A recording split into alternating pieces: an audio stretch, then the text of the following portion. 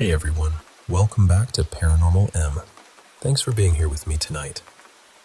Before we start, if you haven't subscribed yet, you can do that, and you can also turn on notifications so you don't miss the next videos. The first story tonight is a long personal account, told from memory, about strange things that happened over many years. So just get comfortable, settle in, and listen at your own pace. I hope tonight's stories keep you company, and I hope you all have a good, peaceful sleep.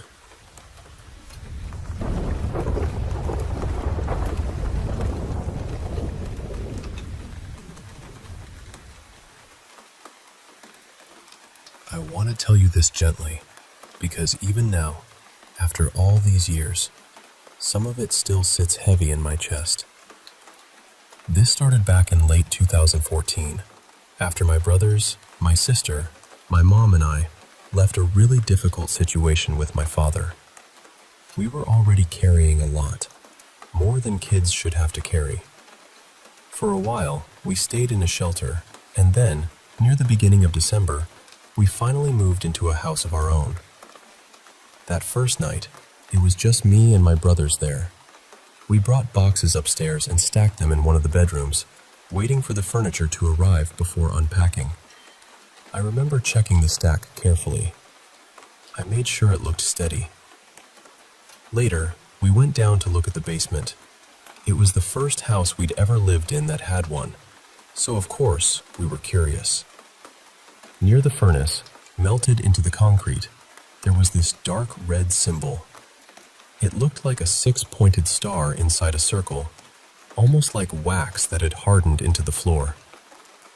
At the time, I didn't know what it was. Years later, I learned it looked like a seal of Solomon. That night, we made a bed out of blankets in the living room and watched movies until we fell asleep. But I kept waking up to the sound of someone running up the basement stairs. Fast, heavy footsteps. Then they would stop right at the basement door.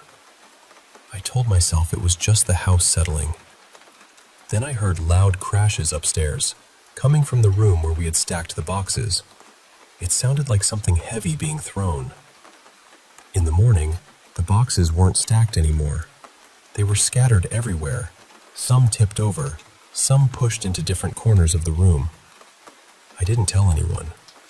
I think I wanted so badly for the house to feel safe that I just swallowed it.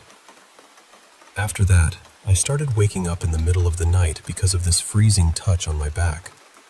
I sleep on my stomach, and I would feel cold fingers drag slowly down my spine. Not a draft, not a blanket. Fingers. The cold would stay on my skin even after I sat up. It happened more than once. The third time, I left my room and asked one of my siblings to sleep beside me.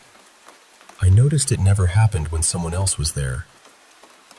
In 2015, I was in high school and dating my first girlfriend. She kept telling me she heard growling in my room when I left her alone. At first, I didn't believe her. Then one day, we were sitting quietly, and I heard it too. It sounded like a dog growling beside my bed. Low, rough, angry. I looked at her, and her face said everything. She wasn't relieved to be believed. She was terrified. After that came the shadows. I would wake up in the morning and see what looked like a tall man leaving my bedroom.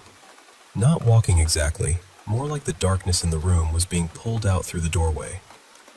Around that time, my mom spoke with a neighbor who casually mentioned that strange things happened in the area. She said people had seen something like a dark cloud moving through houses. By 2016, the rest of my family started seeing things too. One day, my mom and sister were baking in the kitchen when my sister suddenly froze. Her eyes followed something across the room. When I looked, I saw the perfect outline of a person on the bathroom door across the hall, even though the door was lit up. Then things became physical. Objects started flying across rooms. One night, while my mom was putting the younger kids to bed, a toy car flew from the closet shelf and shot across the room. It didn't fall. It launched. Another time, my aunt was doing laundry in the basement when a framed photo flew off the windowsill toward her and shattered. She was shaken badly. She kept saying there was no way it could have moved like that on its own. That same year, a classmate came to our door and said he used to live in the house. My mom let him come in and look around. He smiled and asked if anything creepy had happened to us. When I asked what he meant, he just said, "Never mind," and left. By 2017, things had taken a darker turn. One morning in March, I was sitting in the basement listening to music before school. It was a little after 7. Out of the corner of my eye, I saw a shadow on the concrete wall. When I looked directly at it, it looked like a person hanging by the neck. I tried to explain it away. There was a punching bag nearby, but the shape didn't match. There was no reason for it to look like a human body. Later that morning, my mom told me my younger cousin had died. He had taken his own life. The time of death was around 7. That moment still haunts me in a way I don't really have language for. By 2018, the shadows changed. They stopped simply standing in doorways. They started appearing in places that didn't make sense. A head would peek down from the upper corner of a doorway. A figure would seem to lean out from behind furniture that was flush against the wall. Shapes would appear where no body could possibly fit. That was also when the nightmares and sleep paralysis started getting worse for all of us. My brother Connor would feel hands grabbing at him from beneath the bed, like something was trying to pull him down through the mattress. My brother Leo would see a black figure with horns and goat-like legs blocking the light in his room. Leo became fixated on it for a while. He kept drawing the same figure over and over. Eventually, I destroyed the drawings, and he stopped. Around then, I started waking up to the sound of someone breathing in my room. A slow exhale. Close enough that I would hold my own breath just to make sure it wasn't me. That still happens sometimes. In 2019, my mom and I both began having dreams that felt like warnings.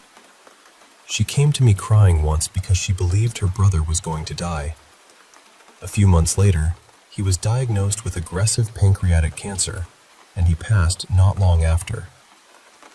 I had my own dreams too, but some of them are hard to talk about because they sound impossible, even to me. In early 2020, we had the house blessed by a pastor. For a while, things seemed to calm down. Then, for reasons I still regret, I started reading about demonology. I think after years of fear, I had become numb in a strange way. I read things I wish I hadn't. Around that time, I began hearing a loud clicking sound in the house, almost like someone clicking their tongue. It only happened when I was alone, or when no one else was close enough to hear it. In 2021, something happened while I was on the phone with a friend during a really emotional moment. I heard a hissing sound building beside my ear. Then my ear burned. I ran to the mirror and it was red, hot, and inflamed. That was when it felt like whatever was in the house had crossed another line. Later, I became friends with an Ojibwe medicine woman and invited her over. She wasn't there long before she told me she felt another presence in the home. She described it as angry, jealous, cruel, and full of hatred. The strange part was that she led me to the exact places in the house where we always felt watched. She gave me cedar to hang above my door and smudged the house. It helped for a while. I asked her if we had somehow brought this on ourselves, and she told me no. She said whatever was there had been there for a long time, probably long before us. In 2022, I had a friend over. We were drinking, and I went to the kitchen to get soda. That's when I saw the outline of a man standing in the kitchen curtains. He was facing into the room. I could see the shape of his legs and feet through the fabric. I told my friend, half joking because I didn't know what else to do, "The ghost is downstairs if you want to see it." He laughed, but he went to look. When he came back, his face had gone pale. He said a head-shaped shadow leaned out from behind the wall and looked straight at him. After that, the figure appeared behind those curtains often. Sometimes the curtain would still hold the shape of a body after the figure was gone, like fabric remembering something it shouldn't. That year, I also had a terrible feeling about someone I cared about, a woman I really liked. The last time I saw her, I had this sudden, sick certainty that she was going to die. 3 weeks later, she overdosed. I still think about whether I could have done something. That question is a room I keep walking back into, even when I know there's no answer waiting there. Around the same time, Connor told me he'd been dreaming about a black smoke with an angry human face. He said it attacked him in dreams, especially when he tried to pray. He said it became furious whenever he got close to saying, "Amen." Then I started having the same dreams. They didn't feel like normal dreams. They felt like waking up inside an exact copy of the house. If something had been moved after I went to bed, I would see it that way in the dream before discovering it the next morning. In 2023, I had one of the worst dreams of my life.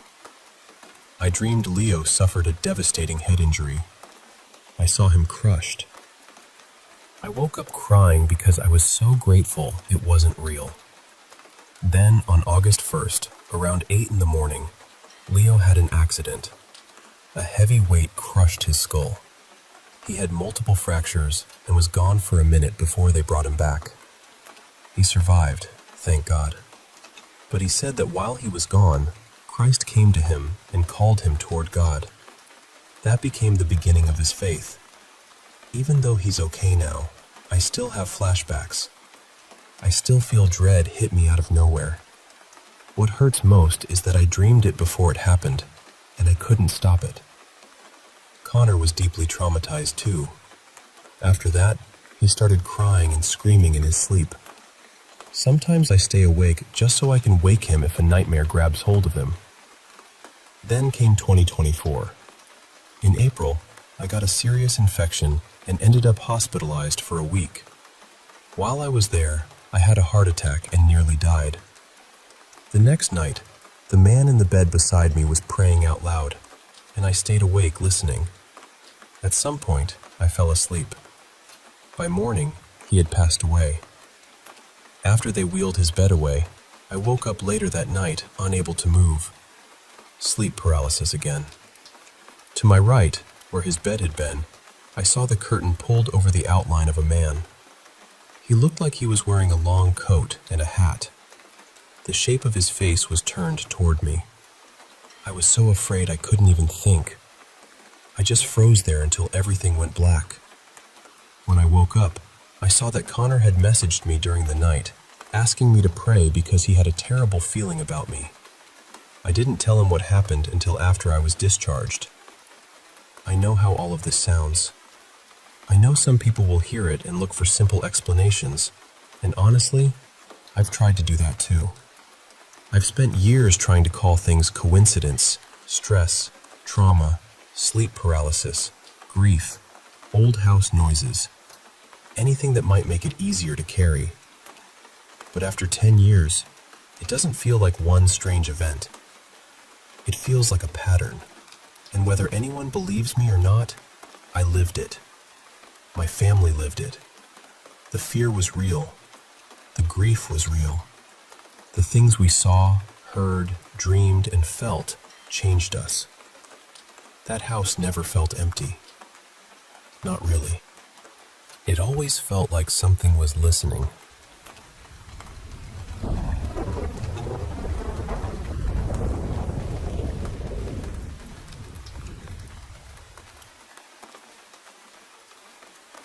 I went camping with two close friends of mine, who I'll call Jonah and Andrew.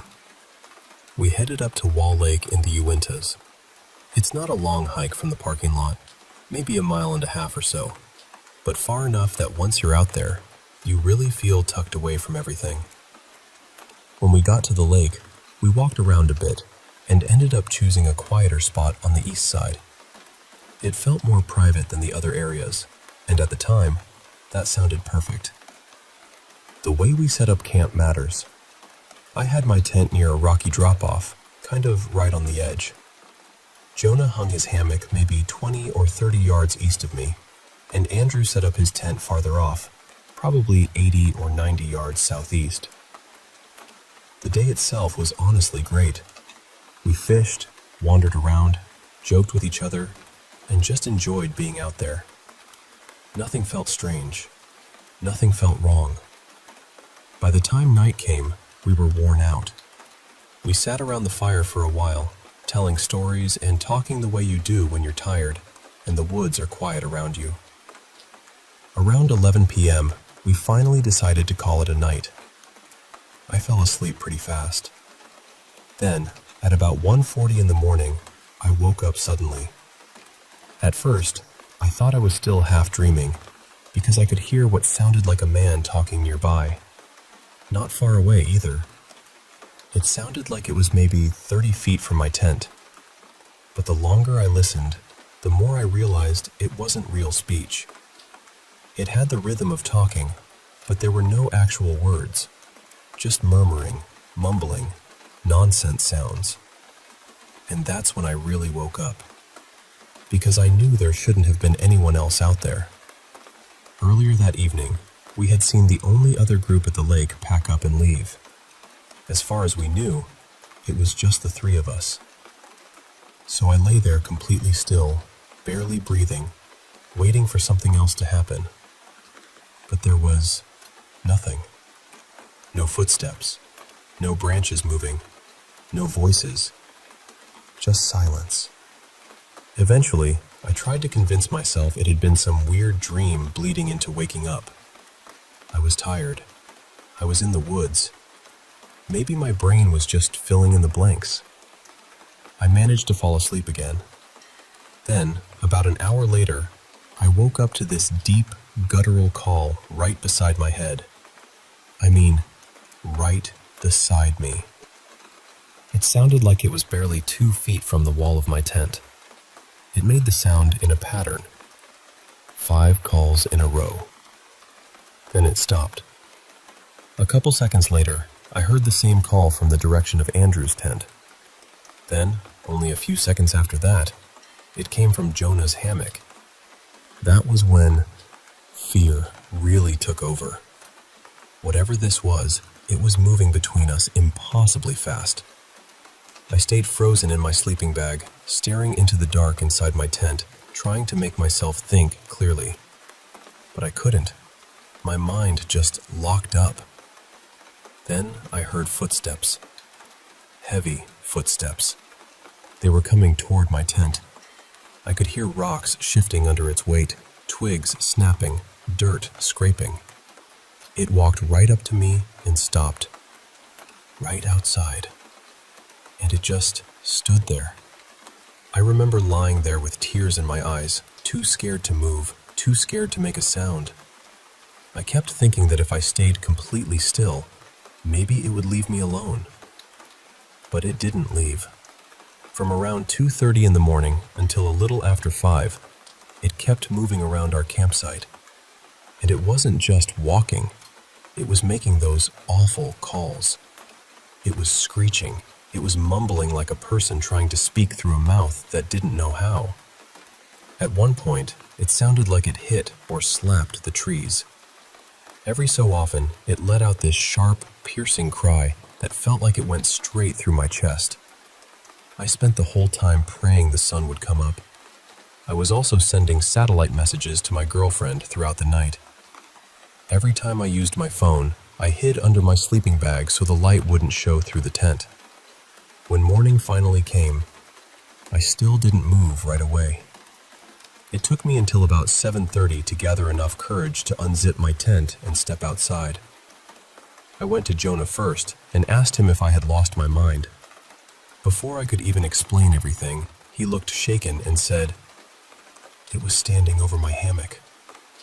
He told me he couldn't see out clearly because he had pulled himself deep into his sleeping bag, but he was sure something had walked right up to him.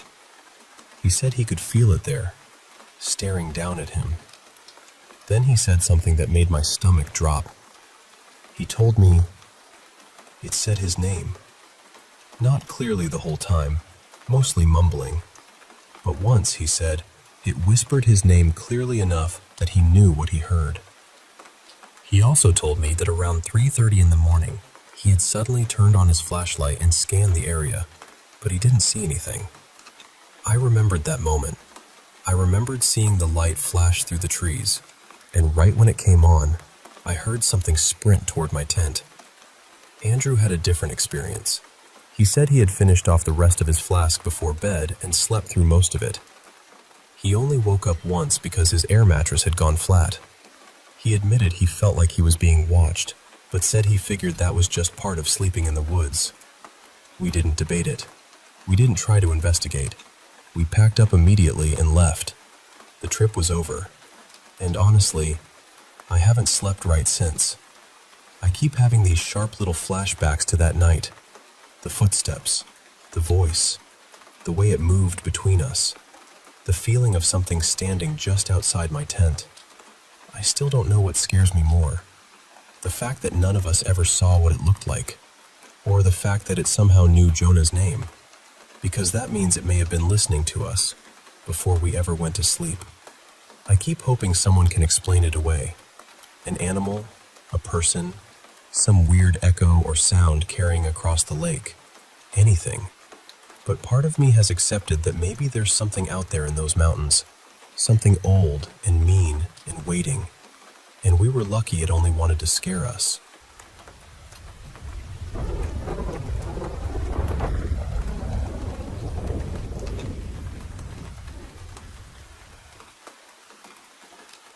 So, my gran bought me this teddy from a charity shop when I was younger. I didn't think anything of it at first. It was just a teddy, right? But honestly, from the moment that thing came into the house, everything started feeling wrong. I'd leave it in my room, go downstairs for tea, or come back from school, and it wouldn't always be where I'd left it. At first, because I was a kid, I genuinely thought maybe toys could move when nobody was looking. I told my mom about it, and I remember her face changing. She tried to stay calm, but I could tell it unsettled her. Not long after that, I remember some priest coming round to the house. I think I was about 9 at the time, so I don't remember every detail because I ended up staying at my uncle's for a bit. But after that, things started going missing. I used to play games on my dad's old phone, and one day it just disappeared. I had this old Buzz Lightyear toy too, one of the older ones, and that vanished as well. He was always kept in my room, so I thought maybe my mom had sold him or thrown him out, but she swore she hadn't touched it. Then I started hearing things. Little taps on the walls, noises at night. Sometimes it sounded like stones or something were being thrown at my bedroom window. It was the sort of thing where you try to convince yourself it's nothing, but deep down, you know something feels off. When I was around 11, I got up to use the toilet really early in the morning, and I saw something move out of the corner of my eye. It was fast, just this shape slipping away before I could properly look at it. That scared me so badly that I didn't sleep in my own room for months. I stayed with my parents because I just couldn't face being in there alone. Eventually, I did go back to my room. I had bunk beds, and I slept on the top bunk, close to the ceiling. But then I started hearing footsteps above me in the loft. Sometimes it sounded like walking. Other times it sounded like running. I'd just lie there frozen, listening, too scared to move. Things at home got worse around that time too. My sister started going through some really difficult stuff, and there was a lot of violence and chaos in the house. I won't go into all of it, but it was a lot. And while that was happening, the activity seemed to get stronger. From around 12 to 14, I'd wake up with bruises and scratches I couldn't explain. Sometimes it felt like my hair was being pulled so hard I'd cry. It got to the point where I didn't feel safe in my own room anymore. On the last night before we moved out of that house, my mom said strange things happened in the kitchen. She was washing up, and the chairs apparently started moving. Cupboard doors opened by themselves too. I was asleep when it happened, so I didn't see it, but she told me about it afterwards. When we moved into the house we're in now, things calmed down for a little while. For about a month, it actually felt peaceful. I thought maybe it was finally over. But then I started seeing shadowy figures. I'd catch them out of the corner of my eye, standing in places they shouldn't be. Around December, I was pushed down the stairs. I've been grabbed, scratched, and I've had marks on me that looked like a man's hand. Even my light started changing colors by itself, and it was an LED one, so you had to press buttons to change it. Now it's got to the point where I can't be alone in the house without feeling terrified. A few weeks ago, I came home from tutoring and went to the bathroom. While I was in there, I heard the kitchen cupboard open, then the sound of glasses crashing or flying out. Nobody was near the kitchen. And one of the scariest things was when my 2-year-old neighbor pointed toward the top of the stairs, absolutely terrified, and said, "It's looking at me. The man is looking at me." Everyone else was downstairs. I don't really know what to do anymore. This has been happening since I was about 9 or 10, and I'm 16 now. Similar things have happened to my siblings too, and my mom has had strange experiences since she was around my age, so I don't know if it's connected to the house, the family, or something else entirely. And as for the teddy my gran bought me, my younger sister cut it up years ago during one of her angry episodes. But even after it was gone, the strange things didn't stop. That's the part I still can't understand.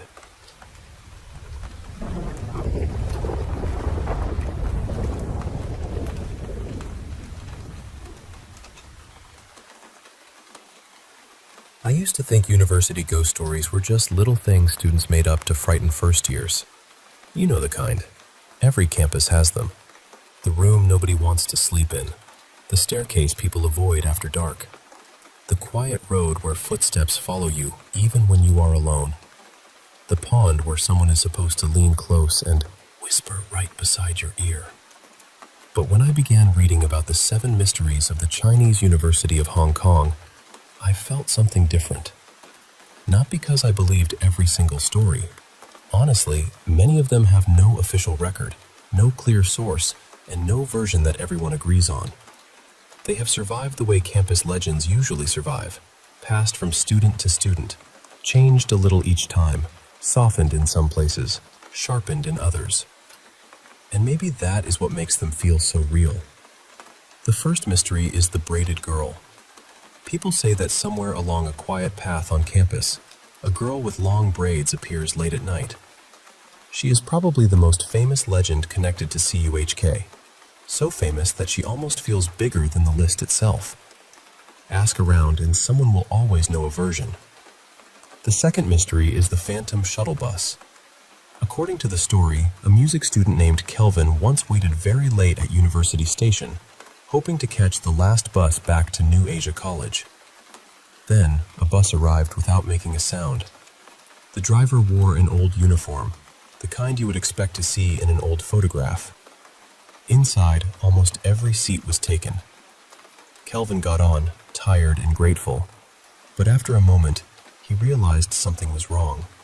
The last bus should have left already. As the bus moved through campus, the world outside began to change. New buildings turned into unfinished construction sites. Familiar roads looked older. Passengers stepped off at stops that should not have existed anymore. When the bus finally reached New Asia, Kelvin hurried out. But before he left, the driver called after him and said, "Some people rush to leave. Some rush to come back. And you, where are you trying to go?" Kelvin ran all the way to his dorm. They say he was sick for days afterward. Then there is the story of room 109 in Sisman Hall. The rumor says that in the late 1980s, an engineering student under terrible pressure built a timed electrical device inside his basement room. Later, his roommate found him dead. After that, people say the university changed the room numbers, hoping the story would disappear. But students still whisper that if you find one pale, reddish tile in the basement corridor, you are standing where that room used to be. That one does not feel like an ordinary ghost story to me. It feels more like a warning, a sad one, about pressure, loneliness, and what can happen when knowledge becomes a weapon against the person carrying it. The fourth mystery is the soup pot at Bethlehem Hall. There was once a girl upstairs and a boy downstairs who loved each other. This was before messages could be sent in a second, and dorm rules were stricter then. So at night, she would lower food from her window to his. Sometimes oxtail soup, sometimes red bean soup. Small warm things sent down through the dark. But after the boy did well in his studies, he left her behind. The story says she died heartbroken, and since then, students have claimed that around midnight, a soup pot can still be seen hanging outside the lower window, swaying quietly as if someone has just let go of the rope. The fifth mystery is the lotus pond at Chengchi. A girl was supposed to meet her boyfriend there at midnight, but he never came. Later, her friends told her he had been with someone else. After her death, the legend says people walking near the pond late at night may hear a cold voice close to their neck. Is it midnight yet? And if you answer yes, she pulls you into the water. The sixth is the curse of the university gate. Freshmen are warned not to walk through the center of the sculpture. People say doing so can bring failed romance, failed studies, or something even worse. One student supposedly took a photo there on his first day. After that, his relationship ended, his grades fell apart, and later, after his death, classmates found the same photo with strange, curse-like writing all over the back. The seventh mystery is almost funny, at least at first. It is the two-headed monster of Lover's Path. They say if you walk there alone after midnight, you might see a strange two-headed figure waiting in the dark. But another version says it is not a monster at all. It is just two lovers sitting very close together under dim light, their shadows blending into one strange shape. That last story changed how I understood all the others. Maybe these mysteries are not only about ghosts. Maybe they are about being young, about feelings too heavy to name, about confessions never spoken, about exams that felt like they could decide your whole life, about love that could not survive growing up, about rooms, ponds, paths, buses, and gates quietly holding all the emotions students had nowhere else to put. Universities are haunted because they are places in between. You arrive as one version of yourself, and you leave as another. And somewhere between those two people, something is always left behind. So if you ever walk through CUHK at night, past the Lotus Pond, Lover's Path, or a silent dorm corridor, maybe do not search too hard for ghosts. Just whisper, "Good night." Not to them, to the version of yourself that never made it out.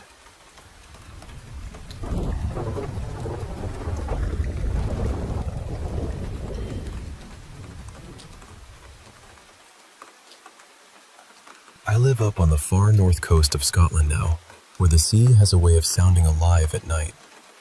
Last Tuesday, just after 10:30, I decided to walk out and revisit an old wartime pillbox on the coast, not too far from the road between Thurso and Scrabster. I'd been there once before, back when I first moved to the area, but that had been during the day. This time, for whatever reason, I wanted to see it after dark. So I left town and followed the cliff path west, with the wind coming in cold off the water. After a while, I made my way down toward a stony little beach. From there, I kept walking along the shore until I reached a narrow headland jutting out toward the sea. The pillbox sits right up on top of it. To get there, I had to find this thin little trail that climbed through the grass. It wasn't much of a path, really. More like something made by sheep, weather, and people who probably shouldn't have been wandering around there in the dark. When I reached the top, I saw the structure properly. It was small, square, and squat, built of old brick and concrete, with an open entrance where a door might once have been. I took a few photos from outside first, just standing there with the sea behind me and the black shape of the pillbox in front of me. Then I stepped inside. The interior was about the size of a garden shed. The walls were painted white, though most of the paint had worn away or been stained by damp. There were narrow firing slits in the walls, just enough to let in strips of night and the sound of the wind. Along one side, there was a low concrete ledge, roughly knee-height, covered in graffiti and old scratches. At first, it felt exactly how you'd expect an abandoned coastal bunk to feel. Cold, quiet, forgotten. But then I noticed something strange. Whenever I stood near the entrance or turned my back directly toward it, I started to feel deeply uneasy. Not frightened in a dramatic way, not panicked, just watched, pressed on, as though something about that doorway had its own weight. If I moved to the far side of the room, the feeling faded. I could breathe easier there. I could look around, take photos, and convince myself I was being silly. But the moment I drifted back toward the entrance, that same discomfort returned. It felt as if the air around the doorway had gone sour. I know how that sounds, I really do. It sounds like nerves, darkness, imagination, all of it gathering together and making a little theater in the mind. But standing there, in that cramped white room with the sea roaring outside, it didn't feel imaginary. It felt specific. It felt located, like the wrongness belonged to that one spot. After taking a few more pictures, I decided I'd had enough. I stepped out of the pillbox and started heading back toward town. The strange thing is, this wasn't the first time I'd felt something like that in an old military place. Years ago, I explored a tunnel beneath a fort in England, and I had that same kind of heavy, uncomfortable feeling there too. I later found out that place had a reputation for being haunted. Fort Paul in northeast England, if you want to look it up. When I got home, I started researching the pillbox I'd just visited. That's when I found out it's known locally as Scrabster Castle. Not because the pillbox itself is a castle, obviously, but because it was built over the ruins of one. Supposedly, the castle dated back centuries, possibly to the medieval period. And according to one old story, a bishop was once horribly tortured there. His tongue was cut out, and his eyes were taken. Now, I couldn't find any proper record of the pillbox being haunted. No ghost stories. No reports from other people saying they'd felt anything strange inside it. Nothing like that. So maybe it was just me. Maybe it was the dark, the isolation, the wind, and the knowledge that I was standing in a place layered with old violence and old stone. But I'll tell you this. There was something about that doorway. And even now, when I think about it, I don't remember the room first. I don't remember the graffiti, or the ledge, or the narrow windows. I remember that entrance. I remember standing near it. And I remember feeling, very clearly, that I should not turn my back on it.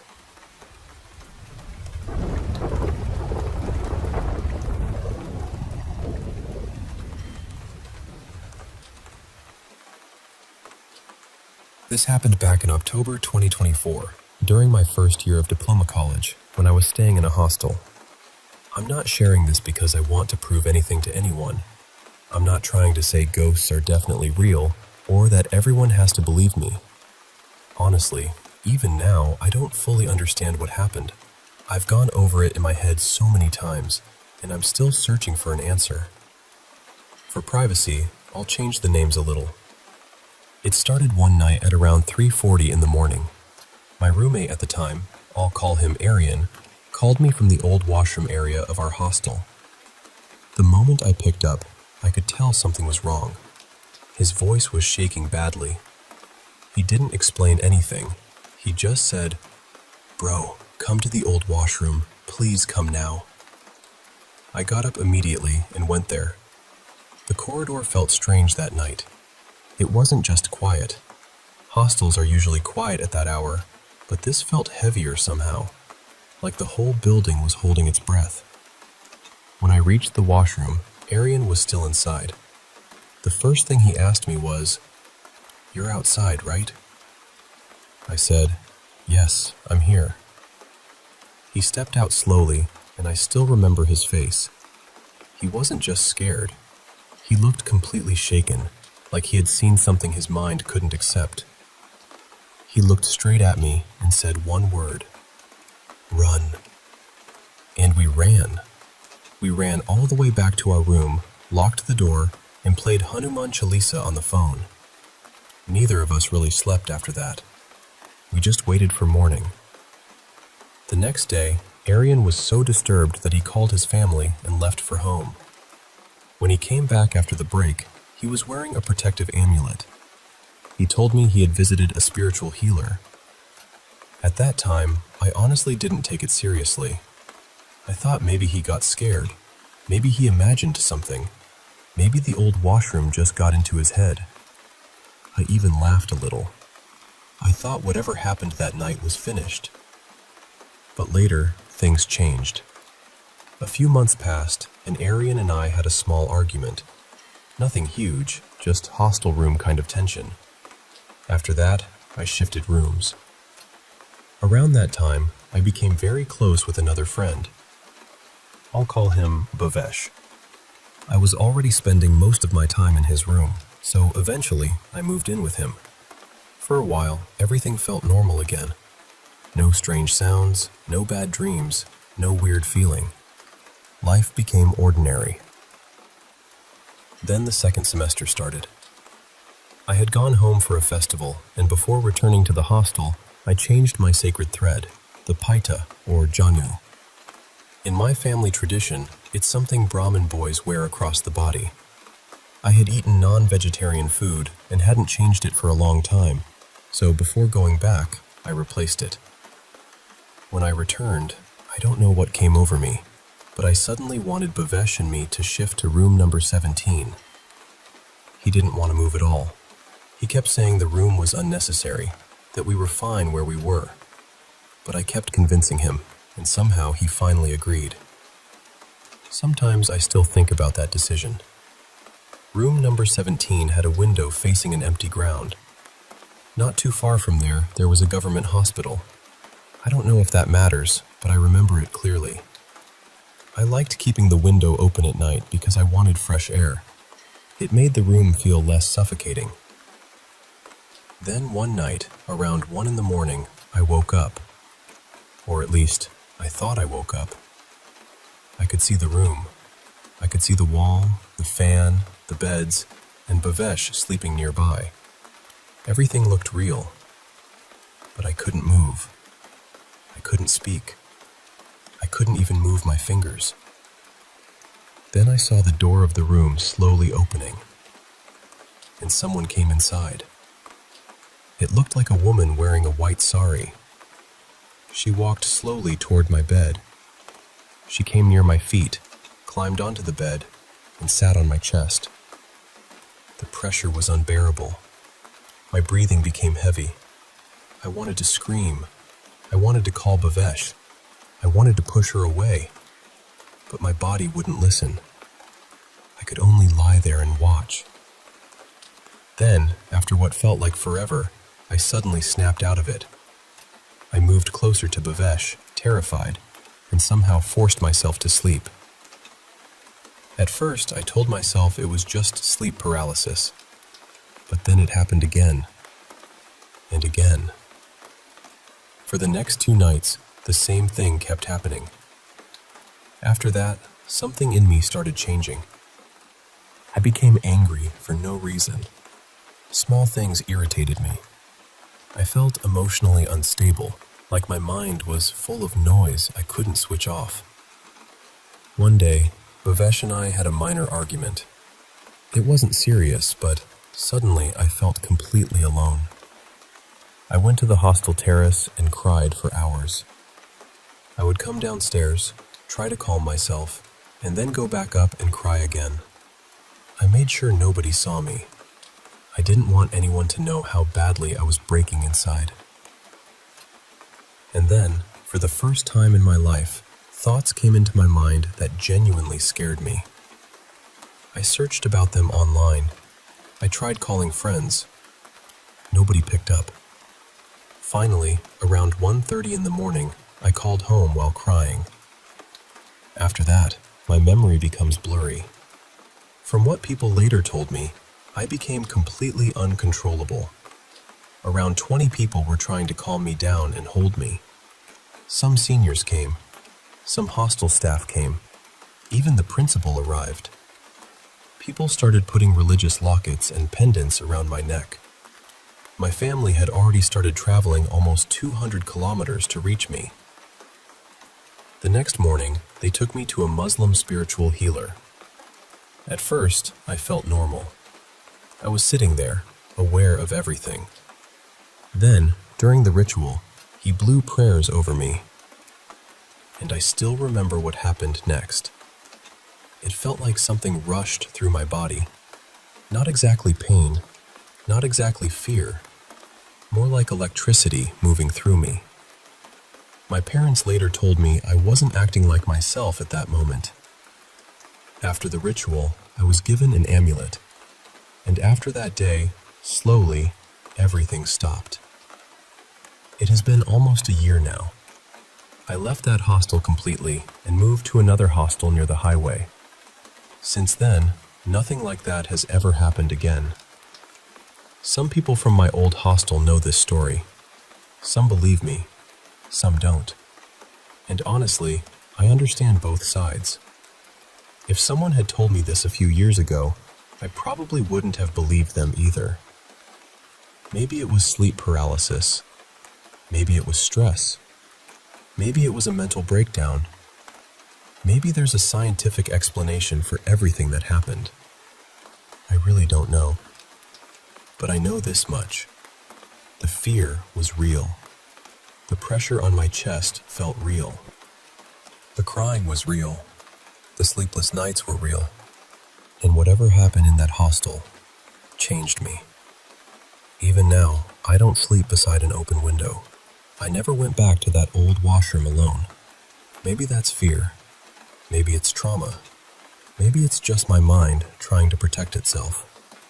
But whenever I randomly wake up between 3 and 4 in the morning, room number 17 comes back to me. The silence. The fan. Bhavesh sleeping peacefully beside me. Me checking whether the door was locked. Me making sure the window was closed. And sometimes I still ask myself one question. If I had never convinced Bhavesh to move into room number 17, would any of this have happened? And the strangest part is this. Why did everything stop only after I left that hostel? I still don't know. And maybe I never will. But after almost a year, I'm still searching for an answer.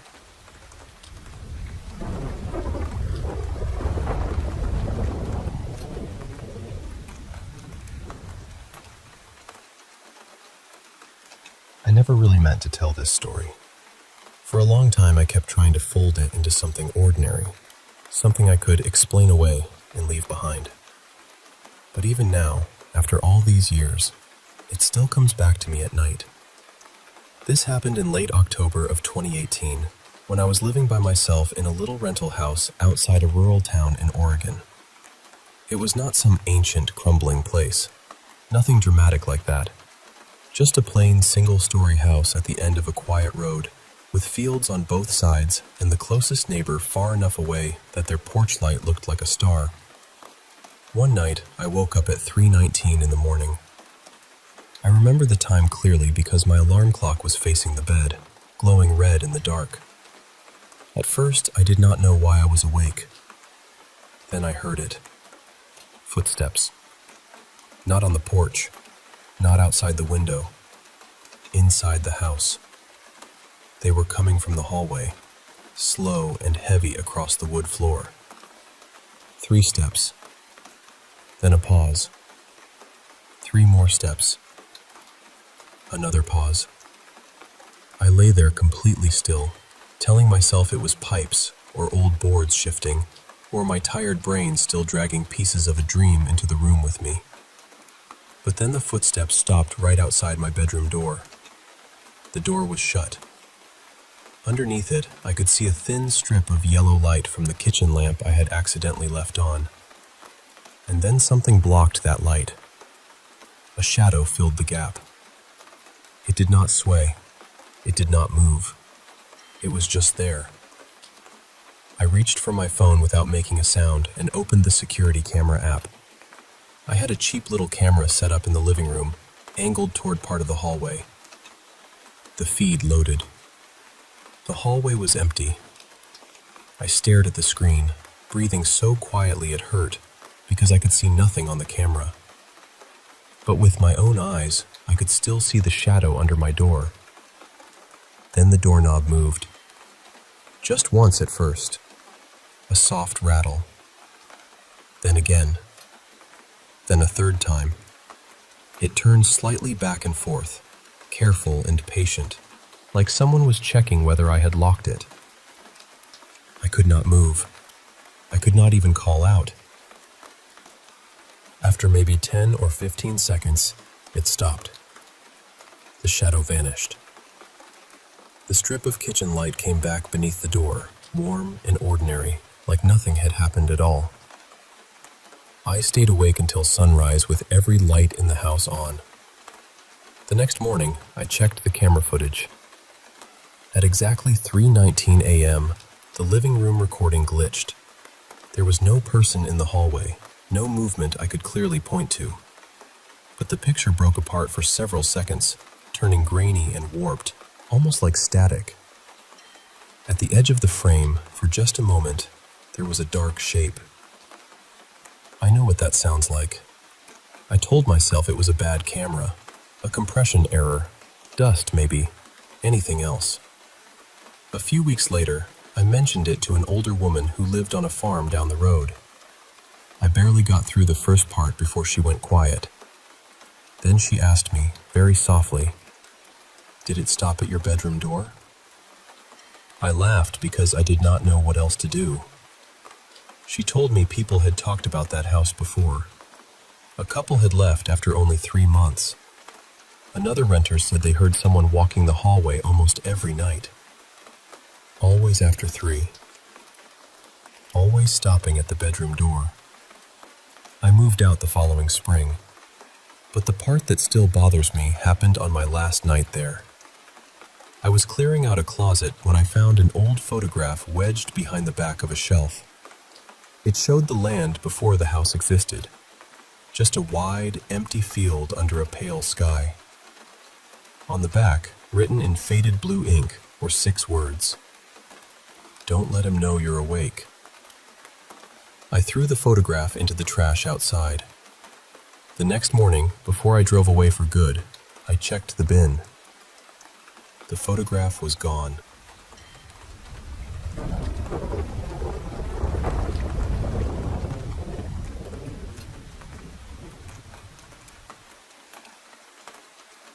I had one of the strangest experiences I've ever had, and honestly, I'm still trying to make sense of it. I'm sharing this because I'd really like to hear serious thoughts from people who understand paranormal experiences, religion, dreams, sleep-related phenomena, out-of-body experiences, or spiritual encounters. Just to give a little context, I'm not the kind of person who spends every night watching ghost videos or looking for spooky explanations. I also work late hours pretty often, so being awake around 3 in the morning isn't unusual for me. This wasn't a situation where I saw the time, thought about the so-called witching hour, and then convinced myself something strange had happened. The experience came first. The research came afterward. I remember waking up around 3:17 a.m., but before I woke up, I was somewhere that felt like my living room. It looked familiar enough that I knew what it was supposed to be, but it didn't feel like my actual living room. It felt almost like a copied version of it, or another layer of the same place, the same room, but not quite the same reality. Everything was dark, muted, and almost drained of color. There was a figure in the room with me. I could tell it was dressed in something that looked like a dark suit, but I couldn't see its face. Where the face should have been, there was this bright glow or light around it, strong enough that the features were completely hidden. The thing that unsettled me was that it seemed aware of me. It felt like it was looking right at me the whole time, and then it started moving closer. but it didn't move normally. It was extremely slow, almost unnaturally slow, like time wasn't working properly around it. The movement had this delayed, overlapping quality. At a few points, I honestly couldn't tell if there were two figures standing there, or if I was seeing some kind of trailing image from the same figure moving through the room. As it got closer, I started feeling this humming sensation. It wasn't just something I heard. It felt physical, like a vibration moving through the space and through my body. The closer the figure came, the stronger that vibration became. When it finally sat down near me, the humming was at its strongest. It felt intense, almost like being surrounded by a frequency I couldn't escape. And then I woke up. I checked the time and saw it was around 3:17 a.m. My first feeling was relief. I was awake. I was in my real room. I was safe. Still, I felt shaken enough that I brought my dog into the bedroom with me, just to feel a little more grounded. Later, I remembered that my door camera records audio, so I went back and checked the footage from around that time. Between about 3:14 and 3:15 a.m., there were two distinct sounds captured. I'm not saying that proves anything paranormal. I'm not trying to force that conclusion. I'm only saying the sounds were there, and I don't know what caused them. Since then, I've been reading about the period between 3 a.m. and 4 a.m. I've seen some religious and spiritual traditions describe that time as significant, while other explanations point to sleep cycles, vivid dreams, sleep paralysis, or the brain being in a strange in-between state. I'm not looking for someone to tell me, that was definitely a spirit, or that was definitely just a dream. I'm more interested in hearing from people who have experienced something similar, or who know about paranormal traditions, religious teachings, sleep phenomena, out-of-body states, or spiritual encounters. Has anyone else ever felt like they were in a familiar place, but it seemed like a different version of reality? And has anyone experienced a presence that seemed fully aware of them, along with a vibration or humming that grew stronger as it came closer?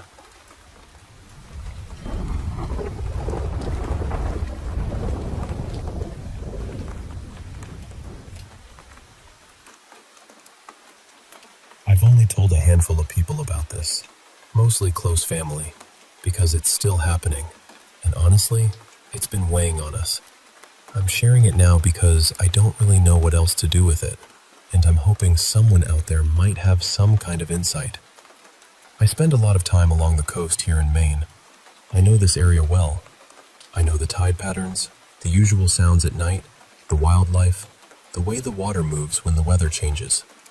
My girlfriend, Lena, and I take late walks pretty often, usually somewhere between 10 at night and midnight, along a quiet beach not far from where we live. At that hour, it's empty. Not quiet in the peaceful tourist brochure sense. Empty. No people, no headlights, no voices. Nothing but the surf, the wind, and the sky. This started a few weeks ago. We were doing our usual walk, about 2.5 miles along the shore, when I noticed something standing in the surf. At first, I thought my eyes were playing tricks on me. It was a tall, black silhouette, very slender, with what looked like arms hanging at its sides. It was standing in ankle-deep water, perfectly still. I pointed it out to Lena, and she immediately wanted to turn back. I don't blame her. Something about it felt wrong from the first second. I'm usually the curious one. I've always been interested in strange sightings, UFOs, unexplained things, so my first instinct wasn't exactly fear. It was this intense need to understand what I was looking at. But the closer I got, the stranger it felt. I'm about 6'2", and whatever this was looked taller than me. Maybe 6'6", maybe close to 7 feet. There was no artificial light out there, just moonlight and stars, but I could still make out the shape clearly enough. It looked humanoid. Not like a person in a wetsuit, not like driftwood, not like a post or a buoy. It looked like something standing there and watching us, and I mean that in the most literal way. I could feel it watching us. I walked closer, maybe within 100 feet, trying to make sense of it. My body was buzzing with adrenaline. I had my phone, but I didn't even think to take it out. I was locked onto this thing, staring, trying not to blink, trying not to look away. Behind me, Lena kept calling for me to come back. She was scared, and her voice had that sharp edge people get when their instincts are screaming louder than their thoughts. Eventually, I turned around with her, and we started walking back toward the car. That's when we saw two more. They were farther down the shoreline, standing in the water just like the first one. Same tall, narrow shape. Same stillness. They were maybe 5 feet apart, both facing toward us, both in the surf. The part that bothers me most is that we had just walked past that stretch of beach. There is no way we wouldn't have seen them earlier. The beach was wide open. The shoreline was visible. They had not been there. Lena started running. I followed, slower at first because I didn't want to take my eyes off them. I kept looking back until they faded into the darkness and disappeared. After that night, we were both shaken. I tried to explain it away. I looked into everything I could think of. People, animals, reflections, markers in the water, weird shadows. None of it really fit. Then came June 18th. Same beach, same time, right around 10 at night. It had been windy all day, so the ocean was rougher than usual. The waves were choppy, and there was a damp fog hanging low over parts of the beach. When we started the walk, it was still dusk, and because the beach stretches for miles, we could see a long way down the shoreline. It was empty. We walked like normal, though I'll be honest, the first sighting was sitting in the back of my mind the whole time. By the time we reached the turnaround point, it was fully dark. Just stars, moonlight, and the white noise of the surf. On the way back, we saw it again. It had not been there before. I am completely sure of that. This time, it was farther out in the water, maybe knee-deep or waist-deep depending on the slope. A tall, black figure standing in the surf. I could make out the body and arms, but not a face, not clothing, not any detail that made it feel human. This time, I forced myself to take out my phone. I tried recording first, but the flash just lit up the fog and ruined the view. So I switched to night mode on my Samsung and started taking photos. Then I did something I still don't fully understand. I moved toward it. As I got closer, the figure seemed to move backward into deeper water. Not fast, not like it was splashing away, more like it was withdrawing, keeping distance between us. I got maybe 30 or 40 feet from it. I was standing in shallow surf, water around my ankles and shins, taking photos with my heart pounding so hard I could feel it in my throat. And then this feeling hit me. Do not go closer.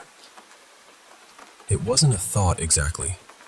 It felt heavier than that, like my whole body understood something my brain hadn't caught up to yet.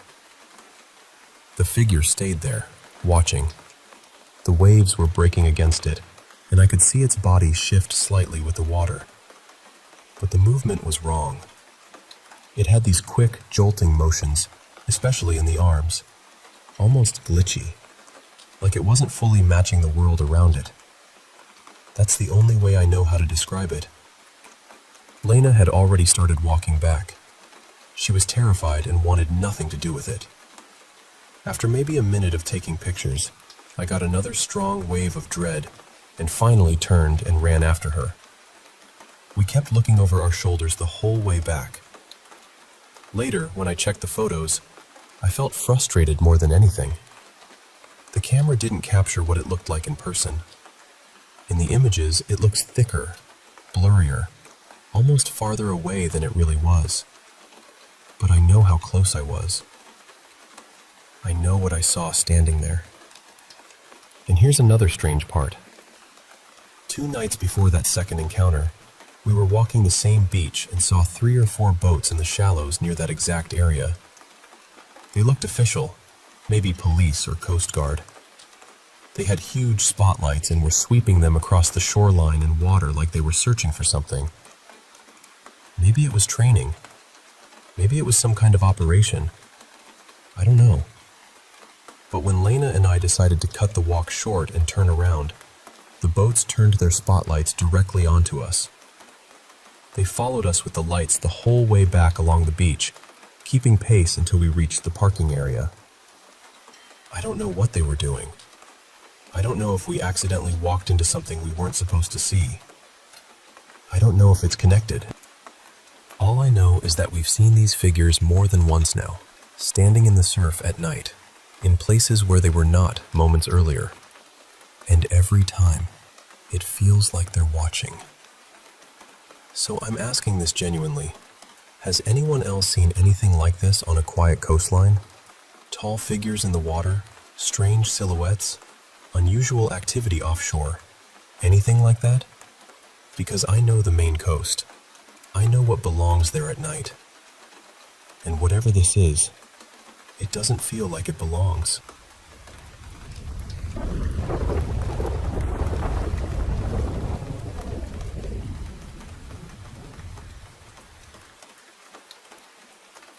I'm sitting in my brother's room right now, saying this with the lights still on, because my hands haven't stopped shaking. I don't really know what we saw tonight. I don't even know what to call it. It started a few days ago. I was in my room at my desk, working on some 3D stuff in Blender, just practicing little models and textures, when I heard this heavy thudding above me. At first, it sounded like footsteps. Then it turned into these sharp knocks, almost like someone was punching the ceiling from the other side. I tried to brush it off. Houses make weird noises. Pipes shift. Maybe something upstairs moved. I told myself all the normal things people tell themselves when they don't want to be scared. But earlier tonight, it came back. I was at my desk again when I heard scratching right above me. Not light scratching either. It sounded like something was clawing at the drywall with real force, scraping over and over like it was trying to get through. I froze for a second, then tried to make it make sense. I thought maybe maintenance workers were in the ceiling space, or maybe someone was fixing something connected to the air vents. I kept telling myself there had to be a boring explanation. Then the scratching moved closer. There's this small open gap near the ceiling in my room where the ventilation system is. I looked up at it, and the sound got louder, faster, more frantic. And then I heard breathing. Not air moving through a vent, not some mechanical hum. Breathing, slow and heavy, right above me. I ran out of my room and went straight to my brother. At first, he didn't take me seriously at all. He told me I was freaking myself out, that it was probably nothing, and that I should just go back. So I did. I sat back down, trying to act normal, but then the breathing changed. It turned into this low humming sound, deep, steady, almost like someone was using their throat to make it. It didn't sound like a machine. It sounded alive. That was when I ran out again and basically dragged my brother back with me. This time, he heard it. We stood there under the ceiling while the banging and scratching started again, right above us. Neither of us said anything. We just stared at that little vent opening. Then something came out. At first, I thought it was a tail. That's the closest word I have for it. But it was too thin, too dark, too strange. It was completely black, almost glossy, and it had this pattern on it. Not stripes, not scales exactly. More like tiny connected hexagons all over it. It kept whipping in and out of the hole, fast and violent, like it was feeling around or trying to grab onto the edge. We both lost it. We slammed my bedroom door shut, ran down the hallway, and locked ourselves inside my brother's room. After a few minutes, when we could actually breathe again, I told him I wanted to go back and check. I know that sounds stupid, but part of me was terrified it might be a person somehow. My brother kept saying it was probably a rat, but that made no sense to me. Rats don't have long, pitch-black patterned tails that move like that. I thought maybe it could be some huge lizard or a snake, and honestly, if it's a snake, I'm done. But deep down, it didn't feel like an animal I knew. So we tried something else. We picked up our cat and brought him near the hallway just to see how he reacted. The second he got close to my room, he panicked. Completely panicked. He twisted out of our arms and bolted away as fast as he could. Right after that, the banging started again. Only this time, it wasn't just in my room. It was moving. We could hear it traveling through the vents, scraping and thudding through the ductwork, getting louder near the hallway, then closer to the door. The sound echoed through the whole house. Whatever it wasn't trapped in one spot. It had access to the ventilation system. We stayed locked in my brother's room until our mom got home. And of course, by the time she walked in, everything was silent. No scratching, no humming, no breathing, nothing. She didn't believe us. Not really. She said we were probably tired, or that the cat had scared us, or that we were turning normal house noises into something bigger. And I get why she said that, because we had no proof. But we both know what we heard. We both saw that thing come out of the vent. As soon as she went to her room, my brother and I went around the house and blocked every vent opening we could find. We covered the gap in my room too. We made sure nothing could come through, at least not easily. It's been quiet for hours now, but I don't want to turn the lights off. I keep listening for the scratching to start again. And I keep thinking about that black tail, or whatever it was, moving in and out of the ceiling like it knew we were watching. Has anyone ever dealt with an animal or pest that looks like that? Something black, thin, patterned, and moving through vents? Or are we dealing with something else entirely? Because I really need someone to tell me what we saw.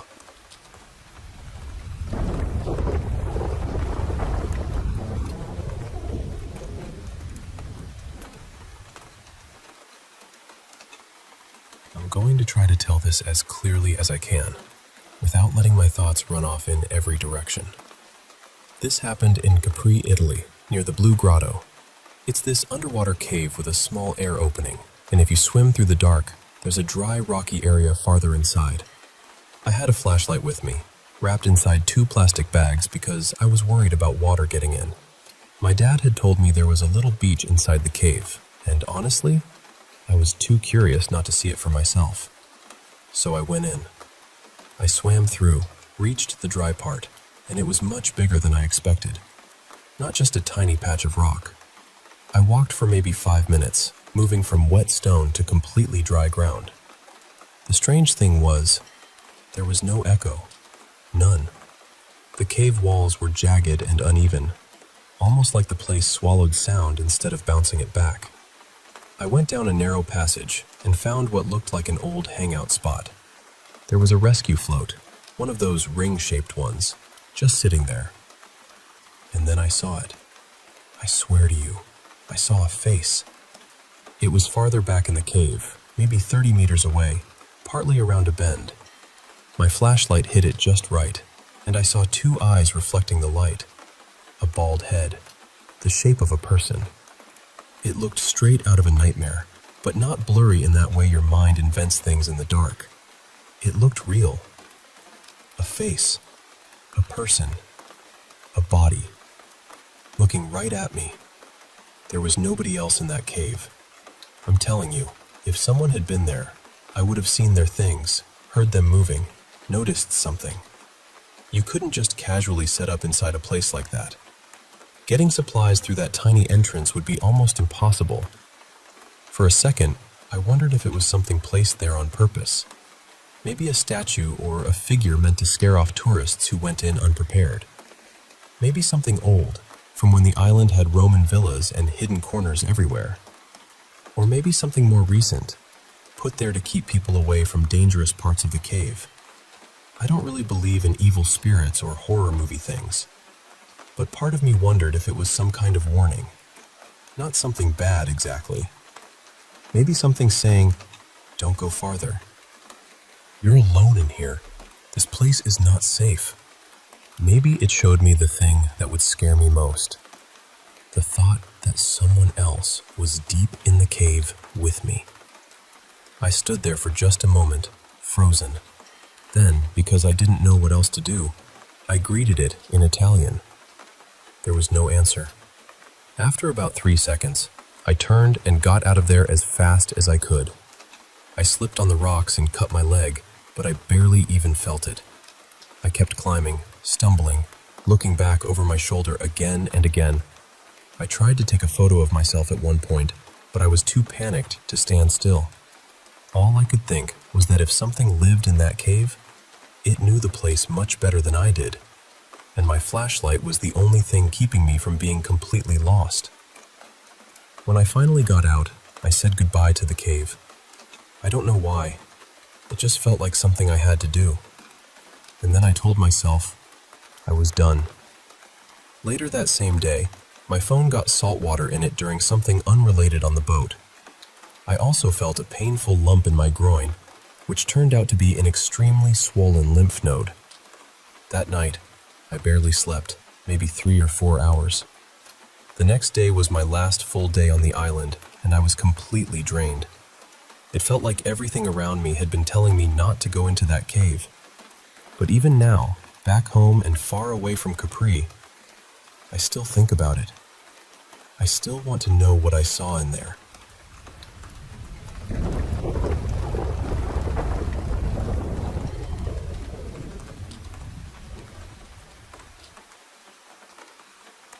I'm honestly not sure where to begin, so I'll just start with the part that has never really left me.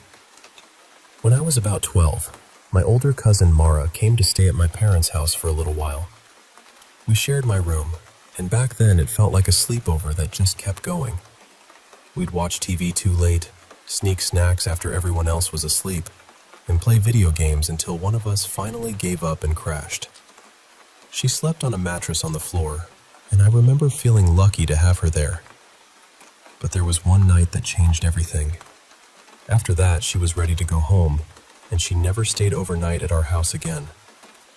That night started like any other. We did our usual routine, got ready for bed, talked for a bit in the dark, and fell asleep around 9:45. I had this dream that I was at a big shopping center with my mom, Mara, my aunt, and 2 of my uncles. Everything felt normal at first. We were walking around, looking at clothes and random things, when I passed this girl. She smiled at me, not in a friendly way. It was too still, too fixed. I didn't know her. I had never seen her before. But every time I turned a corner, there she was. Every time I looked behind me, she was standing somewhere nearby, smiling at me like she had been waiting for me to notice. Mara saw her too.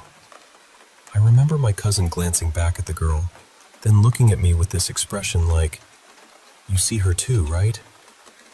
Eventually, Mara said she had to use the bathroom, so she left the group, and the girl followed her. I stayed with the rest of my family in the dream. We kept shopping like nothing strange had happened. When we were finished, we paid and started heading out. I told everyone Mara still hadn't come back from the bathroom, but they acted completely calm and said, "No, she already went to the car." So I went with them. But when we got to the car, she wasn't there. I remember saying I was going back inside to find her. I started running across the parking lot, and suddenly I heard this awful horn blaring. I turned and saw a truck coming straight toward me. Then I sat up in my bed. Except I was still dreaming. My room was dark and quiet, and the first thing I noticed was that Mara wasn't on the mattress. Her blanket was gone. Her bag was gone. It looked like she had never been there at all. I got up and stepped into the hallway. I started checking rooms as I passed them, calling for her, getting more scared with every second. Then I saw that my parents' bedroom door was slightly open. I pushed it just enough to look inside. I don't want to describe every detail, but what I saw was horrible. My parents were dead, and the room looked like something violent and impossible had happened there. I was 12. I had never imagined anything like that before, and I still wish my mind hadn't been able to make it. Somehow, I made myself run to my little brother's room. When I got there, I saw him being pulled out through the window by a tall man wearing a brown jacket, black pants, and a red cap. The worst part was that he didn't have a face. It was just blank, empty, like someone had erased the part of him that was supposed to be human. My brother was screaming. I ran out the front door, and the air outside was freezing. I saw a red truck parked near the curb. One of the doors slammed shut, and then it sped away. I tried to chase it. And then I woke up for real. I was shaking so badly that I told my mom, even though I didn't want to talk about it. Later that day, I told both of my parents the whole thing. They just stared at me for a second and asked if I was joking. I told them I wasn't. That was when they told me Mara had woken up terrified too, and she had described the same dream, at least up until the part where she left us to go to the bathroom. That's where her dream split off. She said that when she got to the little hallway near the store bathrooms, she passed a man coming out of the men's restroom. Brown jacket, dark pants, red cap, no face. She said he scared her, but he was leaving, and she really had to go, so she kept walking. When she was done, she went to wash her hands. The smiling girl came in and stood at the sink beside her. She turned the water on, but she didn't wash her hands. She just stared at Mara. Then the girl started pulling off her own fingernails. Mara said there was blood running into the sink, and the girl never stopped staring. She tried to leave, but the bathroom door was gone. Not locked. Gone. Like it had never existed. When Mara turned back around, the girl was pulling out her own teeth. Mara started pounding on the wall, thinking maybe somehow it was a prank, even though that didn't make sense. Then the girl screamed at her. Mara fell backward through what felt like a hole in the wall or floor, and suddenly she landed outside on a street. But not my street. It was the street where she had lived when she was little. She knew it immediately. She said she could see her childhood house down the road, so she started running toward it. Then she realized the girl was there too, chasing her. Mara said the street stretched in front of her like it would never end. No matter how hard she ran, her house got farther away. Right before she woke up, she felt the girl's hand brush the back of her neck. That was it. We were both terrified. Not just because the dreams were scary, but because they matched. We remembered the same store, the same girl, the same moment when Mara left for the bathroom. We even remembered little bits of the conversation before everything went wrong. After that, Mara refused to use public bathrooms for years. I started checking the locks before bed, then checking them again. When I got older, I used my own money to buy a taser and a small security camera setup because some part of me still felt like I needed proof that the house was safe. People have tried to explain it. We went to therapy. Someone suggested maybe Mara had insecurities about her appearance, but that never fit. She was pretty, never cared much about makeup, never had dental problems, and she was never into doing her nails anyway. She also wasn't claustrophobic. And for me, scary movies weren't allowed in our house. I was homeschooled, so my parents were careful about what I watched. I didn't know about horror characters or faceless figures like that back then. I didn't know anyone with a red truck. I wasn't afraid of my parents dying either. They had both been in the army, and when I was 12, they seemed completely untouchable to me. So I still don't know what happened. I don't know how two people can fall asleep in the same room and end up in the same dream. But we did.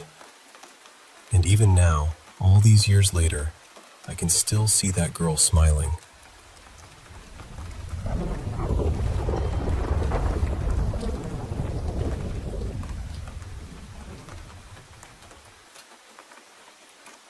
I need you to bear with me, because I've tried to figure this out for years. I've searched on my own, and I've even asked people with academic linguistics backgrounds, but nobody has ever been able to give me a direct match. And still, after all this time, it bothers me. Not knowing what was being said that morning has stayed with me. My gut has always told me it was an omen. The word was decum. Just that. One word. This happened in July of 2009 at a friend's house belonging to my daughter's mom. We had seen my mother the day before, and she had taken our little girl for the weekend. After that, I got ready for another miserable third shift work night. By the time I got back to the house, the sun was just starting to come up. The layout of the place was simple. You came in through the front porch and front door, and the living room was immediately off to the left. If you walked farther in, the dining room was on the right. Then there was a turn toward the bedrooms, and past that, the kitchen sat farther back. When I came in, I was the only person awake. The whole house was quiet. I didn't turn on the television. I didn't make food. I didn't even really move around much. I just sat down on this couch in the living room, one of those couches that sits strangely low to the ground, almost like it is trying to keep you close to the floor. At first, nothing felt wrong. Then I heard footsteps. They came from the back of the house, from somewhere near the kitchen or the bedrooms. They weren't stomping, but they were clear. Slow, steady, deliberate steps. Whoever it was, they were walking through the dining room toward me. There was a corner between us, so I couldn't see them yet, but I was completely sure a person was about to come around it. I mean, I was waiting for a human being. That was the only thing that made sense. But the footsteps stopped right at the corner, and nobody came around. I just sat there, staring at that empty threshold, confused. The silence stretched out in this awful way, like the whole house was holding its breath. Then a voice spoke. The best way I can describe it is a robotic child's voice, but darker than that, wronger than that. It sounded small and mechanical, and almost demonic, all at the same time. And it didn't come from the hallway or the kitchen. It came from right in front of me, low, around eye level because of that sunken couch, maybe a foot or two away from my knees. It said, "Decum." That was it. One word. And every part of me immediately said, absolutely not. I got up and left the house. I didn't try to investigate. I didn't call out. I didn't go looking for a speaker, a person, a prank, anything. I just got out of there and went to a park, where I stayed for hours until my daughter's mom woke up and called me. For years, I couldn't find anything that explained that word. I hated even saying it out loud, but my brain never let it go. It was burned in there. A decade passed, and still nobody could tell me what it meant. The feeling I had, though, never changed. It felt old, ancient almost, and the way it was spoken felt so final, so matter-of-fact, that I couldn't shake the sense that it had been a warning, or a bad omen. Years later, I was telling the story to a friend of mine, Mara. She's a professional writer and has spent a lot of her life around language and research. I told her about the word and how it had always been a mystery. She said there can be a lot of nuance with Latin, but what she recognized sounded close to decum or deacum, something connected to 10 or 10th in the sense of the 10th year, not just a fraction like 1/10. And the moment she said that, my mind made the connection almost instantly. 10 years after that July morning, in July of 2019, my brother died here at home. An overdose. It was devastating. Now, I'm not saying with absolute certainty that this is what the word meant. Language is complicated, and my friend and I couldn't prove it. But it checked too many boxes for me to ignore. It sounded like an omen when I heard it. Latin has that old association with demonic things, whether people believe that or not. And the timing, 10 years to the same month, was just too strange. One more thing, too. The house where this happened was less than a mile from another house I lived in as a child. A house my family was basically driven out of by things I can only describe as demonic. This was all in Cuyahoga Falls, Ohio. Maybe that land has something wrong with it. Maybe it's cursed. I don't know. But I do know this. I heard that word. I heard those footsteps. And after all these years, I still remember exactly how it felt.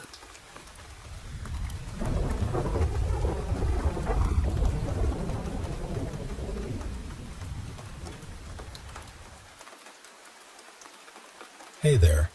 I want to share with you a story from my childhood that's been with me for years. Something that really shook me and my family. It's about the time when I was around 7 years old, and the strange things began after my older sister and her friends decided to play with a Ouija board. Now, I wasn't part of the game. I just watched from the sidelines. But somehow, something attached itself to me that night. Almost right away, weird activity started happening around our trailer home. Our cats, who were usually so calm and sweet, suddenly started hissing and swatting at thin air like they could see something we couldn't. Our dog, who was so brave and loyal, began having panic attacks, especially near doorways. He would snarl and bark at nothing visible, going into full defense mode. It was like he was protecting us from some invisible threat. The very next night, after the Ouija board session, the pictures hanging in our living room and those resting on the entertainment center had been moved. Even the candles my mom kept scattered around the living and kitchen areas were shifted. No one actually saw anything move, but everyone, my mom, my sister, and I, heard strange noises throughout the night. But nobody got up to check what was going on. My sister and I knew exactly what was happening, but my mom thought we were just up messing with the furniture and yelled at us, accusing us of rearranging everything. Months passed, and one night we had one of those classic Anchorage storms. Rain, thunder, and lightning crashing all around. I had a friend over, let's call him Ian. That's not his real name, by the way. We were in my room, playing Army Men 3D on the old PS1, the blinds up so we could watch the lightning flash outside. The rumble of thunder filled the air, making the whole trailer shake ever so slightly. Suddenly, there was this loud smack against my window. We both jumped, startled. At first, we thought maybe lightning had struck nearby, but then I told Ian it was probably just a bird flying into the glass. Moments later, the storm stopped. The rain ceased, the thunder rolled away, and the lightning faded. But then, condensation gathered on the window, and something chilling appeared. The outline of a person's face, chest, and arms sprawled across the glass. Ian started crying, begging his mom to come get him. He eventually went upstairs, telling his mom and my mom that he'd had a nightmare. Now, our trailer was raised about 6 or 7 feet off the ground, making it unlikely for someone to just lean on the window. And sure, we had neighborhood kids who liked to prank us, and some creeps who had been caught peeking through windows. But this imprint didn't look human. The nose looked torn off, lips partially missing, and the arms seemed unnaturally long, like something out of a nightmare. I never spoke about that until just a couple of years ago. Then there were the headphone incidents. On 3 separate occasions, my sister's Walkman headphones had their cords mysteriously cut. Each time, I wasn't home, and she was either at a friend's or in the shower. At first, my mom and sister thought I was playing a prank on her, but after the 3rd time, I proved to them that neither of us were around when it happened. That's when they really started to believe something strange was going on. One day, my grandmother came to visit to help take care of us. While rummaging through the closet looking for a mousetrap, she found the Ouija board. She completely lost it, telling us in no uncertain terms that the board wasn't a toy and that by playing with it, we had opened doors we shouldn't have. She destroyed the board right then and there and blessed our entire house. After she told my mom everything, my mom found out that my sister had bought the board from an estate sale just down the street, which she hadn't known about. That night, I stayed at my dad's house to get away from all the tension at home. The next day, when I returned, the atmosphere was tense. Everyone was on edge and barely talking. Then my sister came into my room and said, "Grandma saw a ghost boy last night in Mom's room." I didn't believe her at first, but then she described what happened. Grandma had woken up at 3 a.m. to find the hallway light being turned up painfully bright and then dimmed all the way down. When she tried to get up to put on her slippers, she heard the door creak open wider and thought she saw me there. She called out, but I didn't answer. When she got close enough, she realized it wasn't me, and she screamed. She described the boy as wearing an early 1900s sailor suit, with pale gray skin, dark rings around his eyes and lips, and a haunting grin before vanishing. That night, my mom, grandma, and sister all slept in the same bed. For a while, things calmed down, just the occasional cupboard opening and closing by itself, footsteps in the hallway, and voices calling out our names from other rooms. Then, 3 months later, my mom found out she was going to have another baby. We were all thrilled, but because of money and space, we had to find new homes for our dog and cats. We had a week to shower them with love before they moved to a family with a big yard and acres to roam. One day, I was playing with little Bob, our Jack Russell Terrier. We had this game where I'd throw a blanket over myself, and he'd pull it off, then cover himself, and I'd pull it off him. It was a simple game, but we loved it. As I threw the blanket over myself, everything suddenly went eerily quiet. Little Bob started to whimper and growl at something unseen. Before I could pull the blanket off, I heard a deep, raspy old man's breathing right behind me, followed by a loud exhale. I froze, couldn't move a muscle, while little Bob tried to protect me. Then he jumped into my lap, and the sense of presence disappeared. Fast forward 6 months. My baby sister had arrived, and we were enjoying a quiet evening. I was in the day room, the extra living space we added onto the trailer, while my mom and her friend Yolanda were in the main living room watching TV. Yolanda was softly singing to my newborn sister in Spanish when suddenly I heard my mom and Yolanda scream, followed by my mom shouting my name. I ran down the hallway, heart pounding, fearing something had happened to my sister. But my mom stopped me and told me to go to my room and grab my Halloween skull faceplate mask, the one with horns running across the top. Confused, I fetched it and brought it to her. She snatched it and threw it in the trash. Still puzzled, I asked what was going on. My mom sat me down while Yolanda prayed quietly in Spanish, soothing the baby. Then my mom said, "I saw something crawling down the hallway on all fours. Its limbs looked twisted like they were dislocated, and it was wearing that mask you just gave me. Please tell me that was you trying to scare us." I told her no way, it wasn't me. I started to cry, scared out of my mind. Both my mom and Yolanda saw it, and they also saw me come out of the day room. That night, we all slept together in my mom's room.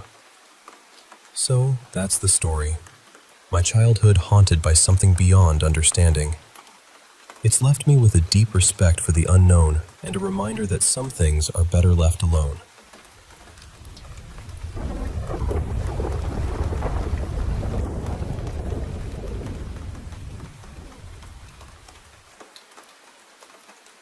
Hey, I want to share a story with you. Something that's been on my mind for a while. It's about my grandmother and some eerie experiences we've had, and how those moments have lingered in my family's history. So, get comfortable, and I'll take you through it. After my grandmother first encountered that ghostly boy in her room, things settled down for a bit. But the silence didn't last forever. The last time we really noticed any supernatural activity was up in the far north, at this place called the Copper River Lodge, not too far from Copper Center, Alaska. My grandmother used to work there way back, I think sometime in the early 70s. She told me stories about a man named Charles, Charlie for short, who tragically took his own life in the hotel. Ever since then, his spirit has been said to haunt the lodge. Now, my grandmother and her sisters, who also worked there, used to experience some pretty unsettling things. They'd feel their hair being tugged or feel hands grabbing them in the dark, sometimes on their backsides, which they thought was Charles messing around as a shadowy figure. Can you imagine how creeped out they must have been? Years later, in the late 2000s, my family and I got the chance to explore the Copper River Lodge when it was still in a bit of a rundown state. It had gone through renovations since, and now it's up and running again. When I visited, they had kept Charles's room almost exactly as he'd left it. The rope he used to hang himself still hung there, and around the noose on his bed, people had left flowers, cards, cigarettes, even some magazines and money, as a sign of respect, I suppose. One evening, while we were there, we thought we heard voices drifting through the halls. My grandmother swore she saw a face peering through one of the windows from outside the lodge, but that part's up for debate. What I did manage to capture, though, was something wild. A giant red orb floating just above my youngest sister's head in a photo. She was staring right at it. If you look closely, you can almost make out a face inside that orb. My grandmother has that photo somewhere. I'm planning to reach out to her this weekend and see if she can dig it up for me. Fast forward to 2008. I was about 14 then, living with my dad. Odd things started happening around his apartment. Small, but unsettling. My favorite Misfits beanie would vanish, along with my dad's and stepmom's keys. One moment, they'd be hanging right on the hooks by the door, and the next, completely gone. The apartment wasn't huge, just 2 bedrooms, a bathroom, kitchen, and living room. So finding missing things shouldn't have been a challenge. We'd all split up to search, but after an hour or so, we'd give up.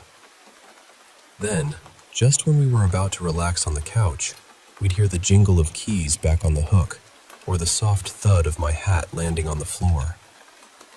It was like the things were playing hide and seek with us. Months went by without any incidents, until one night I had this intense dream. I was a corpsman on Iwo Jima, running through tall grass, hearing a Marine call out for help. I rushed to him, trying to treat his wounds, only to realize he was already dead. Then, someone shouted behind me, "Tenoheika Banzai!" I spun around and saw a Japanese soldier camouflaged as a bush. He stabbed me with a bayonet right through the chest. Then I woke up, gasping, and my chest hurt like crazy. When I looked down, I saw a huge red scratch running from just above my left nipple all the way to my belly button. My dad even took a picture of it, but I don't have it anymore. My grandmother and a few family members who have a knack for the supernatural think it might have been a sign from one of my past lives. Maybe they're right. I've always been intrigued by reincarnation, especially since I've found old photos of people throughout history who look almost exactly like me. Then came the summer of 2009. I landed my very first job as housekeeping at the Copper River Princess Lodge. It sits on land that was once sacred native territory, used for ceremonies long ago. Family members who worked there before me told stories about a blonde girl in a white dress who wanders through the hotel and sometimes the parking lot. Guests who see her often think she's lost and try to approach her, but by the time they get close, she's vanished. One day, after finishing cleaning a room, a guest complained about people on the 3rd floor being rude and moving furniture constantly. I was confused. I told him the lodge only has 2 floors. His eyes widened, and he hurried back to his room to pack up and leave. That was pretty eerie. If you've ever worked in hospitality, you probably know about norovirus. It's brutal. You end up spending days hugging the toilet in a bucket. I was home alone one day during a 4-day bout of the virus. My grandmother's dog was sleeping beside me when he suddenly started growling and barking at the door. I figured maybe someone had come over, so I stumbled out of bed and opened the door. Nobody there. I called out, but no answer. Crawling back into bed, the dog started barking and growling again at the door. Thinking he might need to go out, I opened it once more. But he backed away, growling, as a cold chill ran down my spine. The room suddenly felt like a winter night, the kind where the windows open during a snowstorm. I shut the door, pulled the blanket over me, trying to convince myself it was just the virus messing with me. Then I heard footsteps pacing up and down the hallway, slow and deliberate, like someone impatiently waiting. I opened the door, and the footsteps stopped. I looked both ways, called out. Nothing. The room grew cold again, and I noticed my breath forming a mist in the air, which just wasn't normal for July. As I reached to close the door, I saw another breath form right in front of me. Someone else's. Panic hit me like a wave. I slammed the door, locked it, and shoved my suitcase and anything else I could find in front of it. The dog was going wild on the bed, barking, lunging at the door, frantic and scared. After a while of silence, I crawled back into bed with him and fell asleep. But when I woke up, everything blocking the door was moved aside, and the door was unlocked. I called out again. No one. I called my grandmother to see if she'd been by, but she wasn't home. She'd been shopping in Glen Allen and checking on my grandpa. I decided I wasn't staying in the house that night. I grabbed the dog, a pillow, and a blanket, and slept in the hammock outside until my grandparents returned. When I told my grandmother, she was more upset that I'd slept outside during the day, worried a bear might get me. My grandparents believed me, but they've lived in that house since the 1970s and have never experienced anything like what I did. By 2010, my mom had moved out of the trailer park into a nice 2-story house. The first 6 months were quiet. Then, after the birth of my youngest sister, strange things began again. My mom had this water bottle that kept disappearing and reappearing in odd spots around the house. She had my grandmother stay with her and my other younger sister, Julia, sleep on a fold-out bed nearby because of strange noises, disembodied voices, and footsteps echoing through the hallway outside my mom's room. I stayed over for a week to help out and slept in Julia's room across the hall. It was around 3:45 a.m. when I was jolted awake by my grandmother shouting at someone to get out. At first, I thought she was yelling at my mom's boyfriend, but when I rushed in, everyone was huddled on the bed crying. The ghost boy from the trailer, the one in the sailor suit, had returned. My grandmother woke up to find him standing over Julia, then turning and pointing at the newborn baby. She told him firmly, "No, you are not a child. You're a sick, disgusting demon, and you will not harm my grandbabies, my daughter, or me. Leave now before I show you something scary." She shared this with my mom and me privately, so Julia wouldn't be scared. When she said demon, the boy's face twisted into something horrifying, like an old man's face with no nose and half of his lips missing on one side. Then he lunged at my grandmother, who screamed, "Get out! You're not welcome here!" After that, my mom lived in that house for another 4 years. The activity was minimal, just occasional voices and footsteps, nothing like before.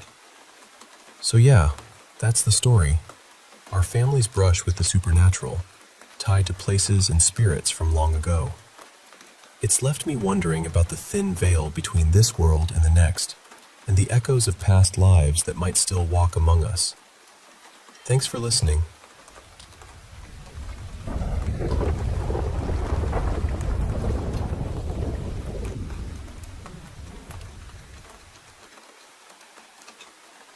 I started working evenings at a small healthcare facility not too long ago, and honestly, I don't know how else to say this. I think the spirits there are trying to make me pay closer attention to the patients. And I know how that sounds. I really do. Some nights, I feel like I'm losing my grip a little. I've always had strange intuition. Even when I was younger, I'd have dreams that seemed to come true later, or I'd get these feelings about things before they happened. I never made a big deal out of it. I just told myself I was sensitive, observant, maybe a little too good at reading people. But a few years back, I went through something deeply painful. Someone in my family betrayed me for a long time, in ways that changed how I saw people. After that, it was like whatever intuition I had became sharper, more alert. Almost like some part of me stayed awake even when the rest of me was exhausted. Then I started this job. The facility has around a dozen patients. Some are older, but a few of them are in their late teens and early 20s. And a couple of those kids remind me so much of who I used to be. Not in a surface level way either. I mean their anger, their distrust of authority, their history with substances, the way they carry pain like it's something they have to hide and prove at the same time. I work the evening shift, so I'm mostly there to help them settle in, make sure they take their medication, get them ready for bed, and keep the place running through the quiet hours. I only get a short window with them each night, maybe an hour or two, so it's not like I'm their closest person there. But there are 2 or 3 of them I feel this strange pull toward. I never told them that. I never sat them down and said, "Hey, I understand you more than you know." But when I first started, I noticed something. These patients, who could be really guarded or difficult with other staff, seemed to trust me almost right away. They listened to me. They joked with me. They let their shoulders drop a little when I came around. And then the strange thing started. At night, when everyone was supposed to be asleep, I'd hear voices in empty rooms. I'd be sitting still and feel the pressure in the floor shift around me, like someone was walking past my chair. Sometimes I'd see little flashes of light moving just out of view.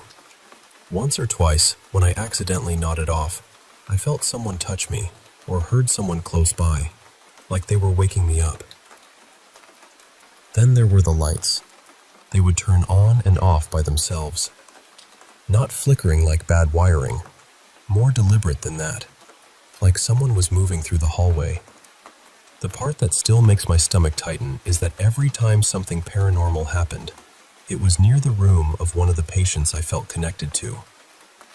And the next morning, I'd hear what happened overnight or shortly after. One had tried to hurt themselves. Another got seriously sick. Another slipped back into self-harm. Every time. My supervisor, Marcus, was the one who trained me. He's not the type you'd expect to talk about ghosts. He's practical, calm, not especially spiritual. But one night, very casually, he told me the facility was haunted by an older woman. He said she wasn't dangerous, though. He said she was more like a guardian. And the strange thing is, the patients love Marcus. They really do. He has this steady, kind way about him that makes people feel safe without making a show of it. There's another staff member, Carla, who sees it differently.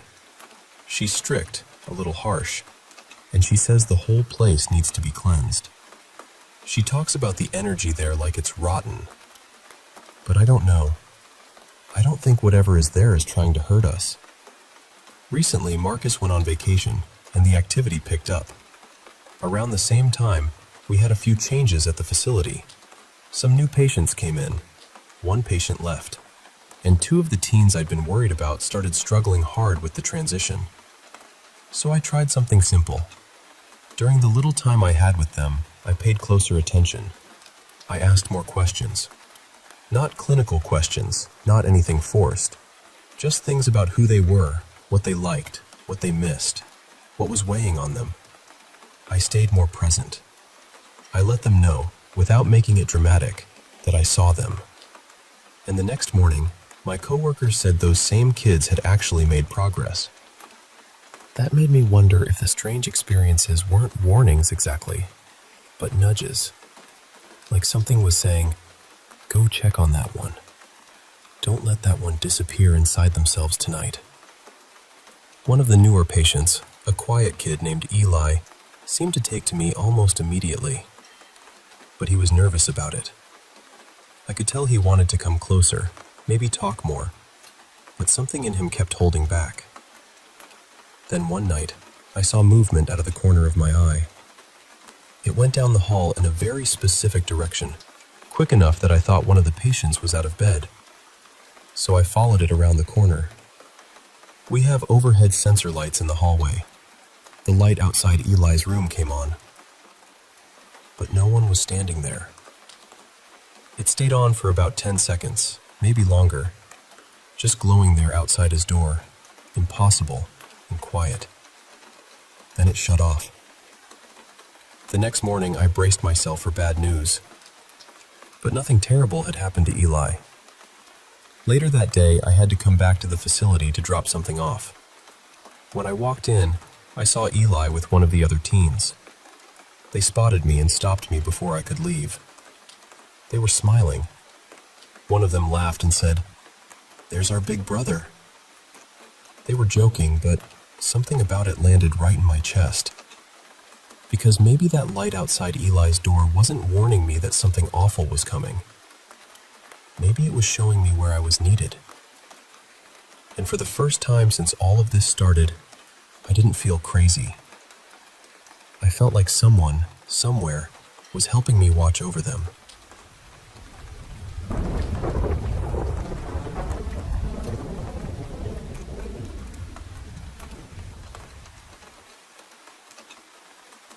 I don't remember having any paranormal experiences when I was little. Nothing that really stands out, anyway. For the first 11 or 12 years of my life, everything felt normal. But when I was 12, my family moved into a duplex, and almost right away, something changed. My dad started becoming quiet. Not just tired or stressed, but distant in a way that felt wrong. He began spending more and more time in the basement. At first, it was just a few hours here and there. Then he started refusing to come upstairs. Eventually, he actually moved his bed down there. And around that same time, strange things started happening in the house. My dad and I would both see these shadowy shapes out of the corners of our eyes. They looked almost like cats, low to the ground and quick. But whenever we turned to look, nothing was there. One of my dad's closest friends, a man he'd known for something like 20 years, saw one of those shapes too. After that, he refused to come back to the house. Ever. There was another moment I still think about. My mom, my dad, our dog and I were all in the same room. Nothing happened. No noise, no footsteps, no bang from downstairs. But all at once, every single one of us stopped what we were doing and looked toward the basement. It was like something had pulled our attention there. This heavy, awful dread came over me. Our dog started shaking. My mom looked frightened, and my dad just had this empty, blank look on his face. We all reacted at the exact same second, but there was nothing there to react to. Within a couple of months, my dad was hospitalized, and he had tried to take his own life. My mom and I left that duplex within the year. For most of the time we were still there, I slept in her room because I never felt safe. Not once. After we moved, nothing strange happened for almost 20 years. By then, I was married. I had stepkids, and when COVID started, we moved in with my mom for safety reasons and to make homeschooling easier. We had already lived in that house for years without any problems. It felt like a normal family home. Then, a few months into COVID, I started hearing scratching on my closet door. At first, I ignored it. I told myself houses make noises. Wood settles. Closets creak. There's always some normal explanation, right? But then, a few months later, something started hitting my mattress from underneath. And I don't mean a little bump. I mean it felt like someone punched the underside of the bed. Hard. One night, my husband actually saw me jump out of bed because the impact startled me so badly. It felt physical. It felt real. And after that, it just kept happening. Every night there was scratching at the closet door and punching from under the mattress. Every single night. I started questioning myself. I wondered if I was losing it. But the bed had drawers built into the bottom, so there was no open space under there. Nothing could crawl underneath. There was no room for a person, an animal, anything. Just drawers. Then, during a random conversation, I found out my mom had taken in some belongings from her boyfriend's aunt, who had recently passed away. And the timing lined up perfectly. All the activity had started after those things came into the house. One of the items was a doll that my mom had given to my stepdaughter, and this doll made everyone uncomfortable. Not just me. Everyone. Apparently, even the aunt had found it creepy when she was alive. At that point, I was desperate. I knew I wasn't imagining it. I knew I wasn't having some kind of breakdown. So my friend Lena, who has always been open-minded about this kind of thing, came over and helped me burn the doll in a fire pit. We used gasoline. We made sure it burned. The next morning, we went out to look at what was left, and the doll's face was still untouched. Not scorched. Not melted. Untouched. Its little purse was still perfectly intact, too. I know how that sounds. I really do. But I saw it. So we burned it again. That time, finally, it turned to ash.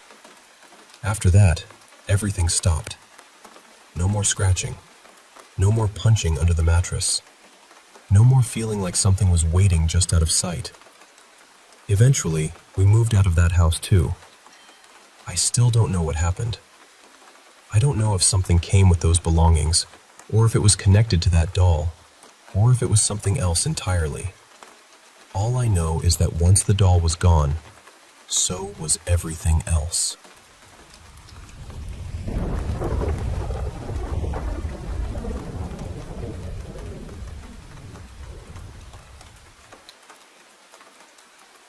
I spent one summer in Berehova, Ukraine, staying with my grandpa at the apartment of an older woman he knew. I'll call her Mrs. Karina. She was very into psychic shows, the kind where people sit in dramatic lighting and claim they can sense spirits through a television screen. And honestly, Mrs. Karina was a whole story by herself.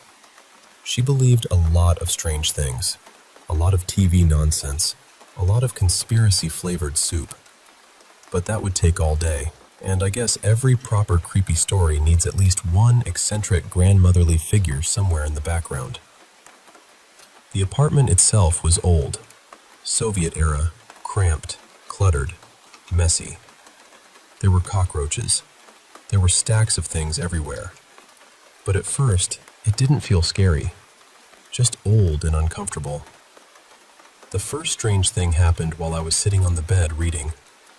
There was a little bedside lamp near me, and while I was reading, it started flickering on and off. I saw it out of the corner of my eye, and I could see the light falling across the pages of my book. But every single time I looked directly at the lamp, it turned off. I'm pretty skeptical by nature, so at first I tried to ignore it. But it kept happening, over and over. And something about it just crawled under my skin. I didn't scream or panic. I just got this cold shiver, closed my book, and walked out of the room very quickly without looking at the lamp or acknowledging it. Later, after I calmed down, I went back in. The lamp was off. I moved the bedside table away from the wall to check the cables, thinking maybe there was a short circuit or something. I don't know anything about electricity, so I was just guessing. And then I realized the lamp wasn't even plugged in. I told my dad about it later, and he said, "Next time, thank the ghost." His theory was that maybe it saw me reading and was trying to help by turning the light on. Like a little child or a curious animal thinking, human looks at book, human uses light, I will do light. He told me that, from stories he had read, some house spirits act almost like little kids or clever birds. Curious, cautious, maybe a bit annoying, but not necessarily dangerous. He said the most important thing was not to be afraid. Whether that was actually true in this case, I still don't know. At some point, Mrs. Karina told me there had once been something called a barabashka in the apartment. From what I understand, it's sort of like a poltergeist or a house spirit. She said it used to stand, or maybe hover, over her at night while she was in bed, just hanging there above her. She said it disappeared after she called a priest to bless the apartment with holy water. But after what happened next, I'm not sure it really left. One night, I was in bed. I don't remember if I was falling asleep or if I had woken up in the middle of the night, but suddenly I heard something breathing over me. Not near me, over me. Just standing there, breathing. I had the blanket over my head, and I was too scared to move. I lay there completely still, listening. I don't know how long it lasted.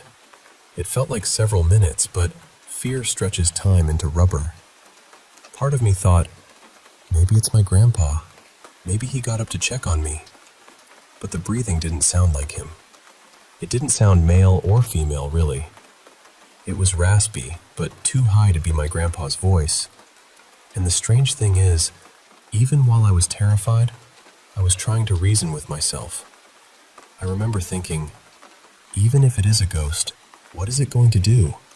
Breathe harder? Punch me? But I still couldn't lift the blanket.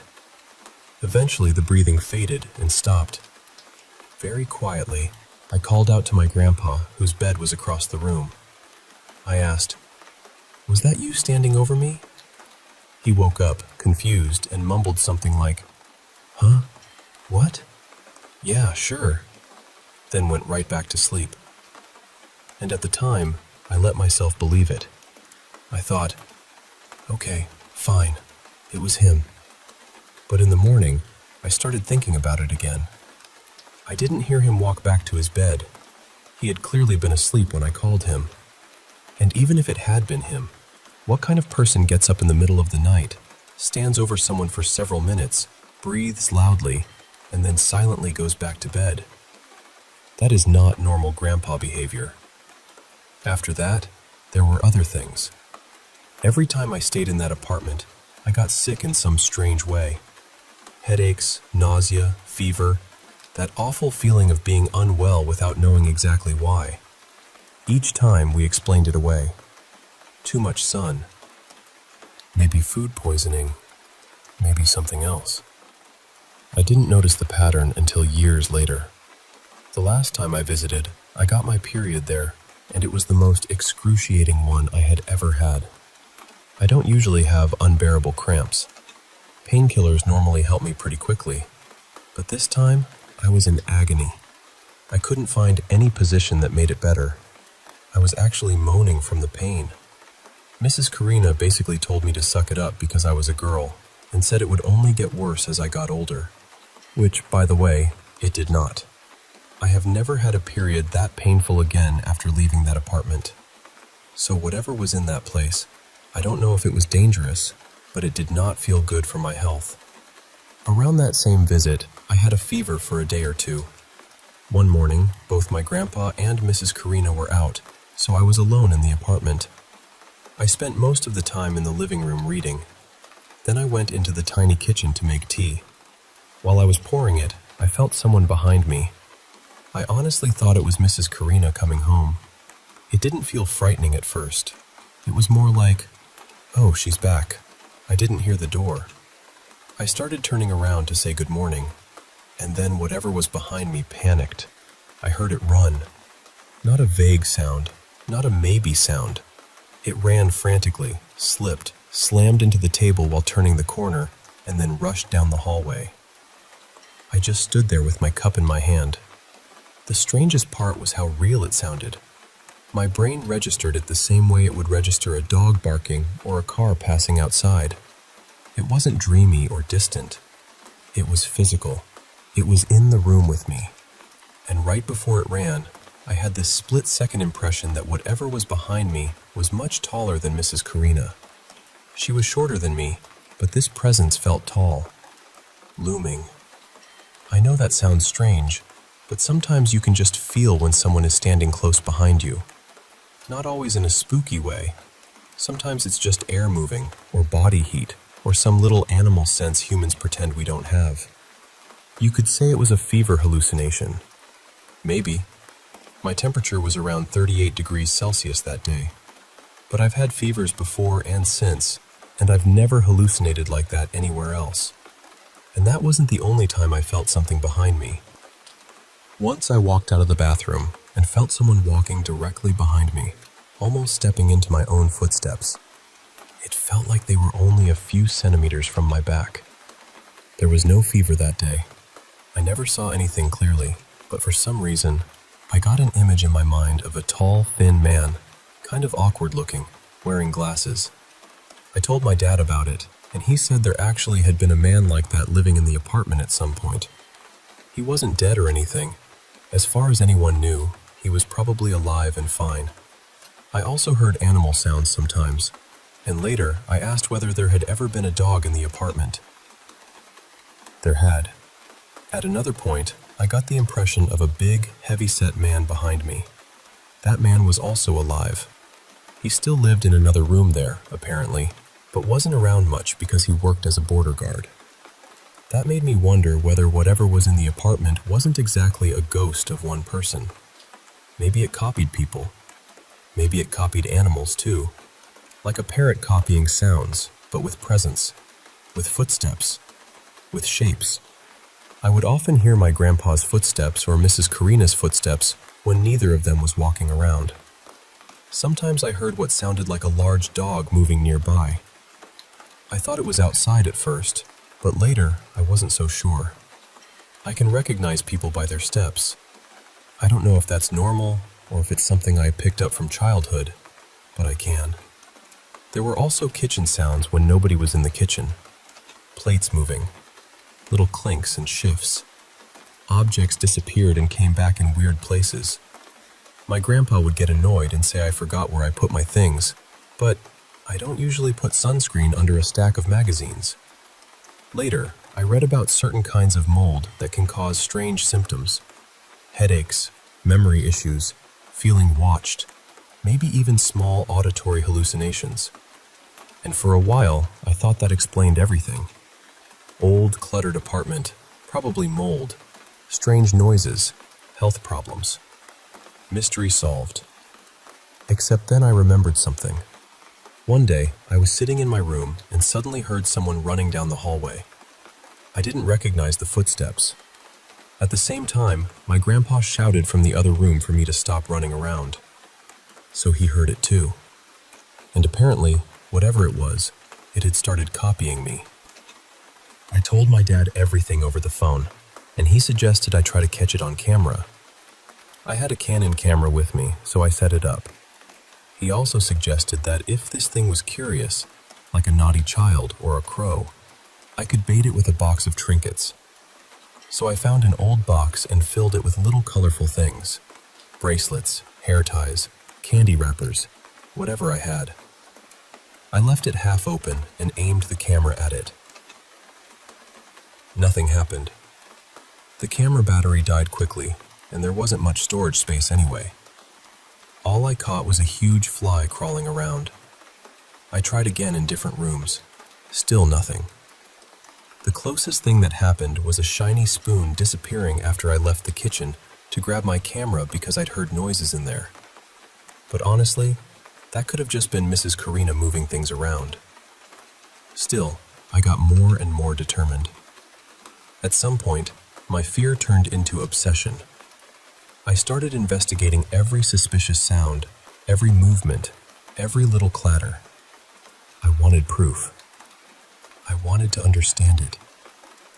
And then, slowly, the apartment became quiet. Not normal quiet. Empty quiet. I started realizing that a lot of sounds I had never even registered as strange were gone. No more dog sounds. Fewer kitchen noises. The upstairs neighbors, who I thought were loud, suddenly didn't seem loud at all. It was almost creepier without the activity. So maybe my mind really was playing tricks on me. Or maybe I annoyed that thing so much by trying to catch it that it finally decided to leave. Honestly, I don't know which answer bothers me more.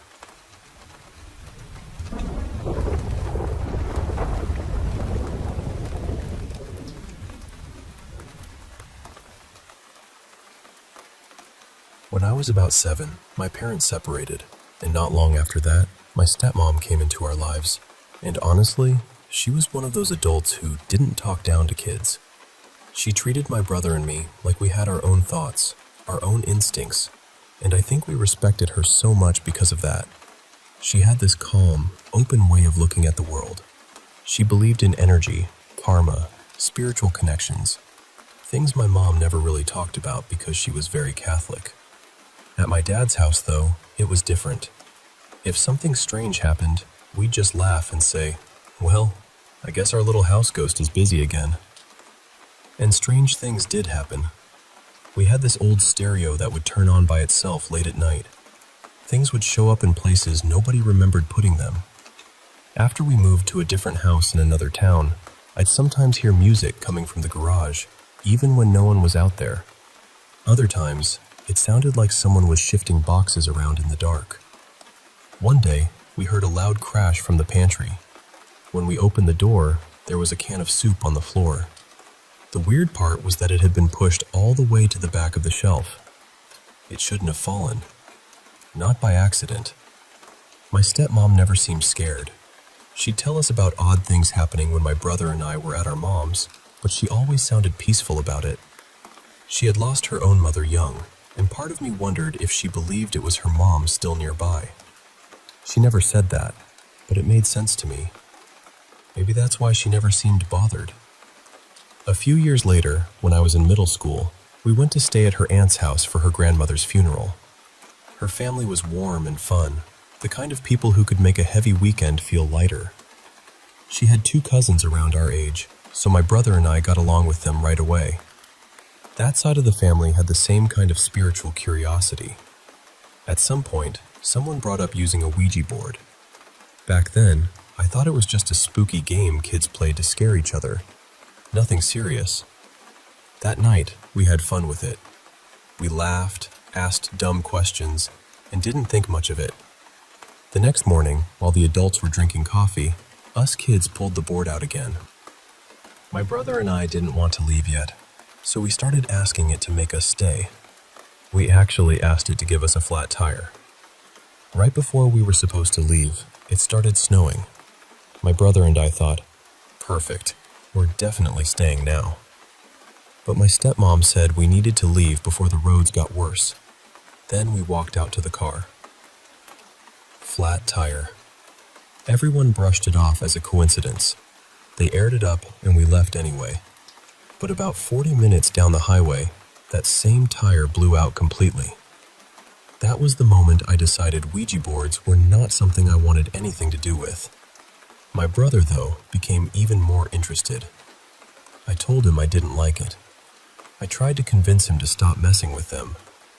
A few years after that, my dad and stepmom moved back to our original town, into a bigger, older house. My brother and I were splitting time between both parents by then, so we stayed at my dad's every other week. And in that house, I always felt like someone else was there. There was a loft upstairs that overlooked part of the downstairs. It was open, quiet, and for some reason, that was where I felt it the most. When I was upstairs, it felt like something was lingering nearby. When I was downstairs, it felt like something was watching from above. At night, I'd hear what sounded like footsteps going up the stairs, then moving through the hallway between my room and my brother's room. I asked him once if he heard it too, and he said yes. I tried to tell myself it was just an old house. Old wood creaks. pipes settle. Wind does strange things. But this sounded different. It moved like someone walking slowly through the hall, almost like they were checking on us. One day, I caught my brother and some cousins using a homemade Ouija board in his room. It wasn't even a real one. They had drawn it out themselves, and for some reason, that bothered me even more. Like he had gone out of his way to invite something in. I got angry and made them stop. The next day, I burned the board on the porch. After that, the feeling upstairs changed. It became heavier, less curious, more uncomfortable. My brother started spending more and more time alone in his room with the lights off. I'd go in and ask him why he was living like a cave creature, and he'd just say he didn't like the light fixture. Maybe it was puberty. Maybe it was normal teenage moodiness. But I hated being in that room. It felt like the space was swallowing him. I was the older one, so I moved out first. I'd still come back sometimes and stay in my old room. During the years I was gone, my brother came out. It was hard for him. He was scared of how people would react, even though our family supported him. I actually found out from a few mutual friends before he told me himself, but I waited. I wanted him to be ready. I wanted him to know I loved him, and that nothing about him had changed for me. When he finally told me, I remember feeling like something lifted off him, like he had been carrying this enormous weight in silence for years. And for a while, I thought maybe that darkness I sensed around him had been his fear, his stress, all that pain trapped in one room. Soon after, he moved into my old bedroom, so whenever I visited, I stayed in his old room instead. One weekend, my girlfriend and I came back to town. Nobody was at my dad's house, so we decided to stay there and have the place to ourselves. We slept in my brother's old room.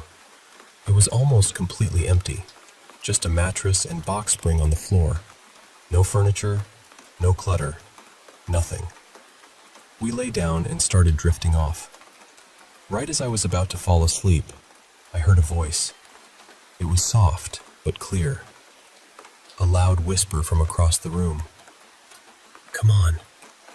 I opened my eyes immediately, trying to figure out if I had dreamed it. I stayed still, listening. Then my girlfriend sat straight up and turned on the light. She looked shaken and said someone had whispered from the closet. That's when my blood went cold, because I had heard it too, from the same corner of the room. I grabbed my pistol and checked the closet. Nothing. I searched the whole house. No one was there. Just us. We sat in bed afterward, trying to explain it away. Maybe it came from outside. Maybe sound carried weirdly.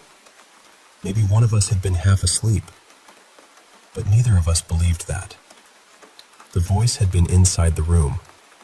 It had come from the corner near the closet. And it didn't sound angry. It didn't sound like an order. It sounded like an invitation. Come on. Like something was leaving and wanted us to follow.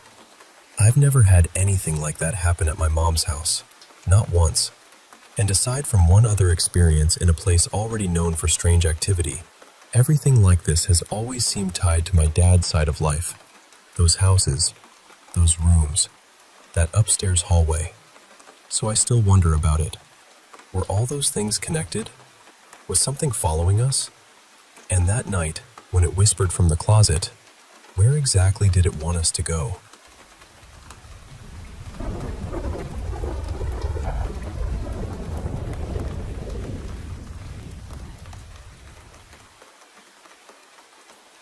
I want to tell you about something my brother Kay went through when he was little. He's 19 now, but this started when he was only about 5 years old. He told me there was this boy he used to see, a boy he could talk to, touch, and play with. But the strange part was, nobody else could see him. Not his mom, not anyone. To Kay, though, he was completely real. Kay doesn't remember the boy's actual name anymore, but he remembers exactly what he looked like. So I'll call him Jace. Jace had curly hair, fair skin, Rosy cheeks, big dark eyes, and this wide, cheerful smile that almost never left his face. He usually wore either a white shirt or a black one, always with blue jeans. One thing Kay never forgot was that Jace had a fresh-looking cut on his left knee, and no matter how many times Kay saw him, that cut never seemed to heal. His shoes were worn out and dirty, and around his neck, he wore a red necklace. But what stood out most was his energy. Jace was friendly, bright, and always smiling. He felt like the kind of kid who could make anything feel like an adventure. Kay first met him near a pond by the apartment complex.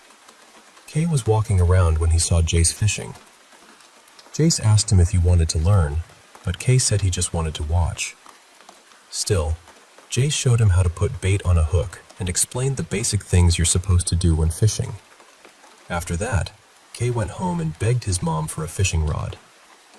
Once she bought him one, he and Jace started meeting at the pond all the time. They would sit in little foldable chairs, fish together, talk, and play. That was how their friendship began. There was one time when Kay brought out a small camera his mom had given him. He and Jace were playing around in the house, laughing, making silly faces, and filming each other. Kay was excited to show his mom the video, but when she watched it, she told him there was no other kid there. Kay was really upset, because he knew what he remembered. He had touched Jace. He had sat beside him. He had played with him. Another time, Jace was playing with one of Kay's toy cars while they were recording. Kay remembered seeing Jace pick it up and toss it around. But when they watched the footage, the toy car never moved. It was just sitting there on the couch the whole time. As the years went on, Jace came up with a game. He called it a new game. The game involved 10 pieces of paper hidden around trees near the apartment complex. Kay was supposed to find all of them, while Jace followed from a distance. Kay found 9 pretty easily, but the last one was in a darker, more isolated area. That final paper was pinned to a tree, and it had a strange symbol on it. It was a large circle with an X through it. After Kay found all 10 papers, Jace told him to make a circle with them and place the paper with the symbol in the center. Then he asked Kay to stand in the middle. Kay asked if Jace would stand there with him, and Jace said yes. So they stood together in that circle for what felt like an hour. Kay kept asking, "How much longer is this going to take?" And, "What does your friend look like?" Jace kept answering, "Just wait a little longer." And when Kay asked about the friend, Jace said, "He's kind of tall. I don't really know what his face looks like, but he's tall." After a while, Kay got tired, hungry, and uneasy. The longer they stood there, the more uncomfortable he felt. And every time he asked if they could leave, Jace seemed more irritated. Finally, Kay couldn't take it anymore. He ran home. When he got inside, his mom asked if he had fun with his friend. Kay told her about the game and said he hated it. His mom tried to calm him down and said maybe his friend had only been trying to scare him. A little while later, there was a knock at the door. Kay looked through the peephole, and Jace was standing there, staring straight back at him with an angry expression. Kay opened the door, and Jace asked, "Why did you run?" Kay apologized. The moment he did, Jace's face changed completely. His smile came back, and he said it was okay. After that, Kay never agreed to play another game that Jace made up. There was another incident that scared Kay even more. One night, Kay was lying in bed when he heard something outside. He looked out the window and saw Jace standing there. Kay called out, "Jace, do you want to play?" Jace said, "Yeah, sure, let's go play." Kay told him he needed to change first, but Jace said there wasn't time and that they had to go right away. Kay said, "Okay, I'll meet you by the stairs." But Jace stopped him and said, "Why don't you just jump out the window?" Kay's room was on the second floor. He knew it was too high, but for some reason, he still started to climb out. Just as he was about to jump, his mom walked in and grabbed him in time. She was angry and terrified, asking him what he thought he was doing. Kay told her, "My friend told me to do it." His mom looked outside and told him there was nobody there. Kay told Jace he couldn't play that night. Jace just said, "It's okay. I'll see you tomorrow." Then, the day before Kay's 7th birthday, he and Jace met at their usual place by the pond. Out of nowhere, Jace got down on one knee and asked, "Will you still be my friend tomorrow?" Kay said, "Of course I will." Then Jace asked, "What about the day after tomorrow? Next week? Next month? Next year? What about 10 years from now?" Kay told him, "Yes, of course. I'll never forget you." Then Kay asked, "Will you remember me too?" Jace said, "Yes, I will."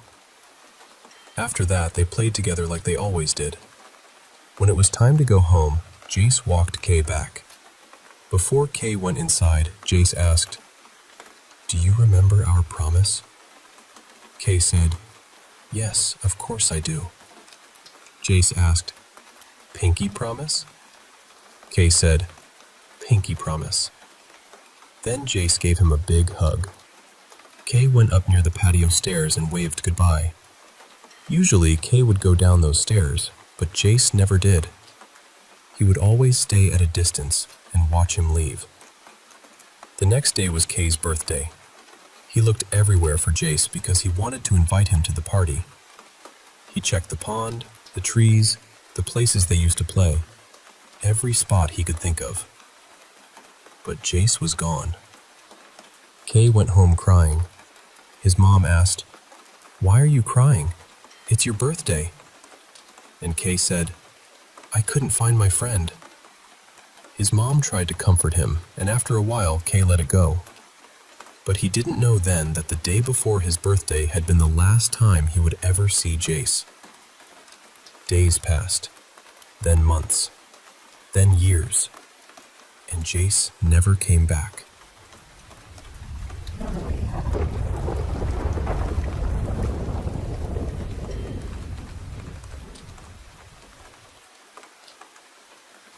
I want to tell you about something strange that started after my friend Lena moved into a little 4-unit building back in February. At first, it was the kind of thing you almost talk yourself out of noticing. She and her roommate would find the door locked, even though neither of them remembered locking it.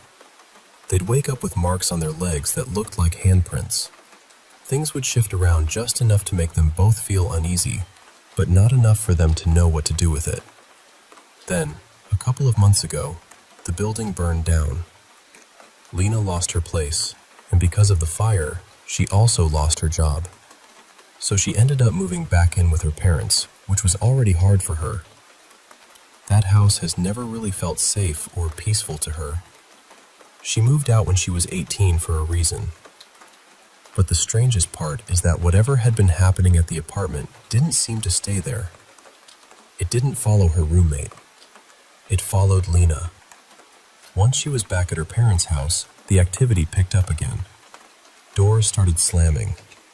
Lights and electronics would turn on and off by themselves. There were footsteps when nobody was walking around, and the locking thing came back too, only stronger. Her mom has experienced it as well. A lot, actually. Rooms will be locked when nobody remembers locking them. Things will be moved inside those locked rooms. One time, a blanket was pulled completely off a freshly made bed in a bedroom that had been locked from the inside, with nobody in there. I know some of this could sound like sleep deprivation, because Lena really hasn't been sleeping well since everything happened. But the problem is, these things started before the lack of sleep got bad. And it's not only her seeing it. Her mom has noticed it too, and there have been other witnesses besides them. They do have 3 dogs, so I tried to think through that explanation too. But one dog is usually gone with her dad during the day. One is older and barely wants to move, and the smallest one just isn't capable of making the kind of heavy footsteps they've heard, or moving things the way they've been moved. The house itself is tense. There's a lot of negativity there, and Lena is on edge most of the time. but she never experienced anything like this before she moved out. Now she's back, and it feels like something came with her. There's one more detail that makes the whole thing even stranger. Years ago, there was apparently a murder-suicide in the fourplex where she had been living. But Lena never felt like whatever was there was evil. If anything, she said it felt protective. Not gentle exactly, but watchful. It seemed to react badly to men who stayed over. Her roommate's boyfriend had some rough experiences there, even though he's a decent guy. A couple of really toxic people in Lena's life also seemed to get the worst of it. So now Lena wonders if being back in a house full of tension has stirred it up somehow. Almost like it's responding to the negative energy around her. That's my honest read on it. If Lena were the only one experiencing all of this, I might be more careful about what I believed, especially because she has struggled with mental health in the past. But she isn't the only one. At least 3 other people have witnessed things too. Her old roommate hasn't had anything strange happen since the fire, and Lena was the last of the 2 of them to go back and visit the burned-out shell of the building before it was finally demolished. So I really do think something attached itself to her there. And whatever it is, it came home with her.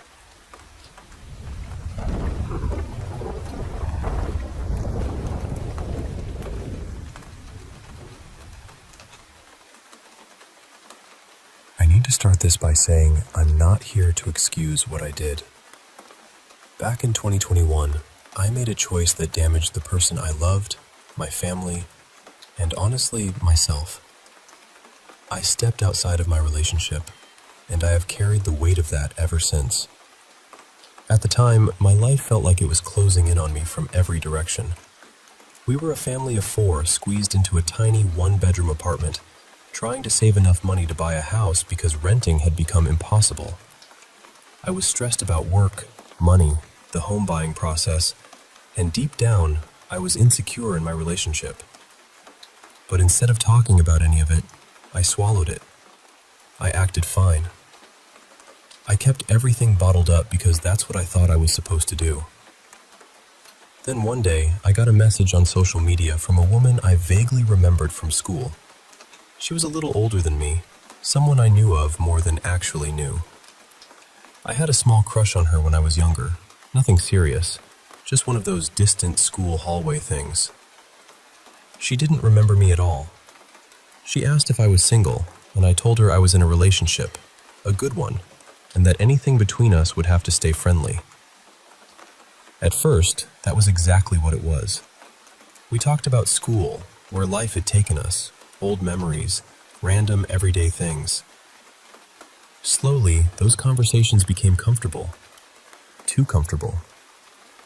One night, I opened up to her about everything I had been carrying.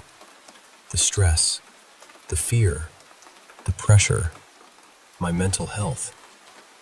She listened in a way that made me feel seen, or at least, that's what I told myself at the time.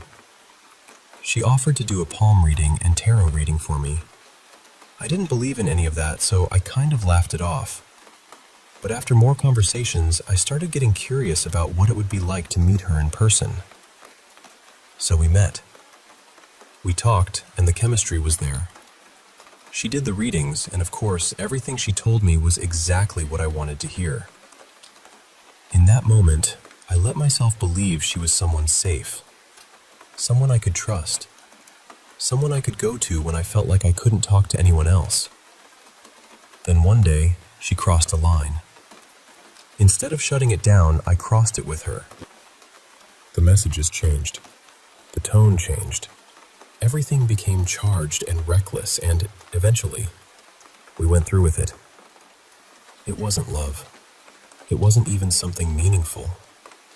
It was pressure, fantasy, weakness, and bad decisions all tangled together. Not long after, I found out my partner was pregnant. That shook me.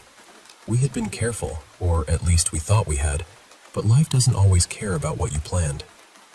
Suddenly, the reality of what I had done hit me in a way I couldn't ignore. I tried to pull away from the other woman. I answered less, I became short, distant, cold, probably. In my mind, we had agreed it wasn't emotional. I thought she would understand and move on. I was wrong. She wanted more. She wanted a relationship. She talked like she should be in the house I had just bought with my partner. She wanted my partner gone. And when I didn't give her what she wanted, she exposed everything. My life fell apart. And I deserved that part.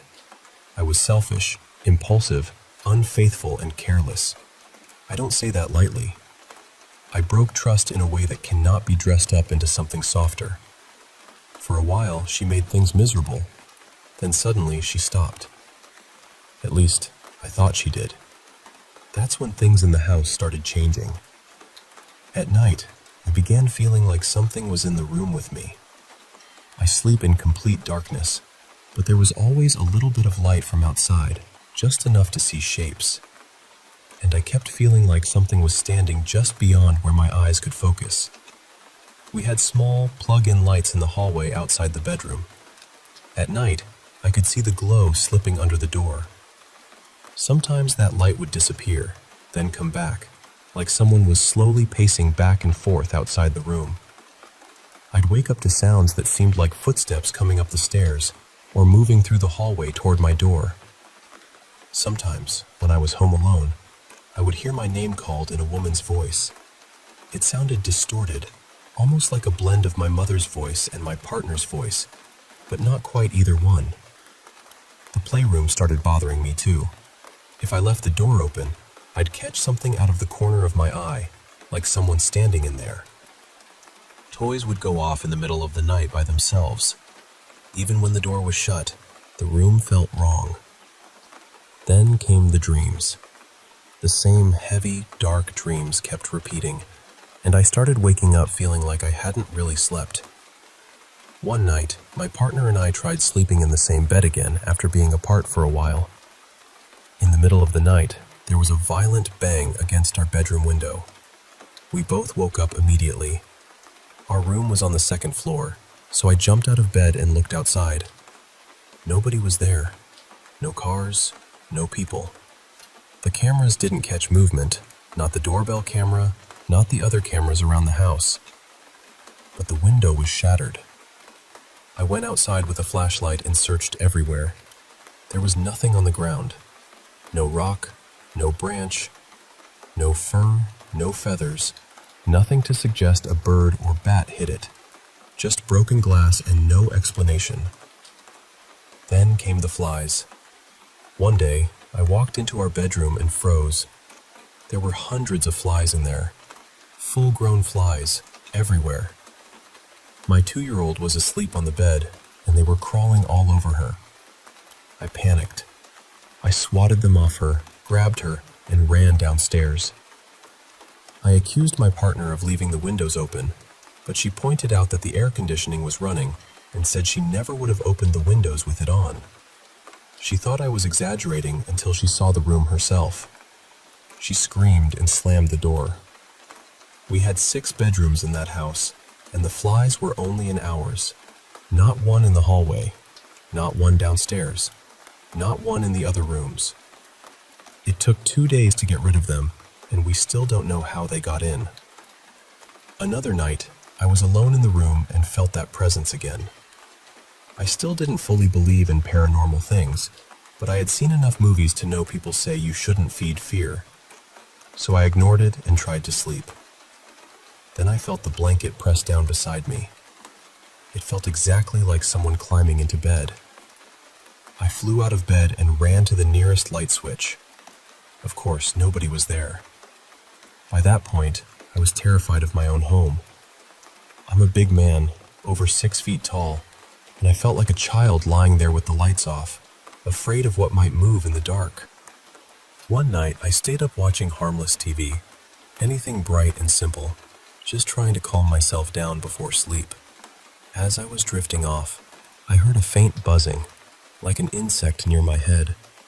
Then I felt something rush into my ear. There was no pain, but the sensation sent me into a panic. I ran to the bathroom and looked in the mirror, and for a moment, I didn't feel like the person staring back at me was really me. Then I heard it. A rhythmic scratching sound inside my ear, like something was digging deeper. I lost control. I poured water in my ear, oil, rubbing alcohol. I tried anything I could think of. I even dug at my ear until it bled.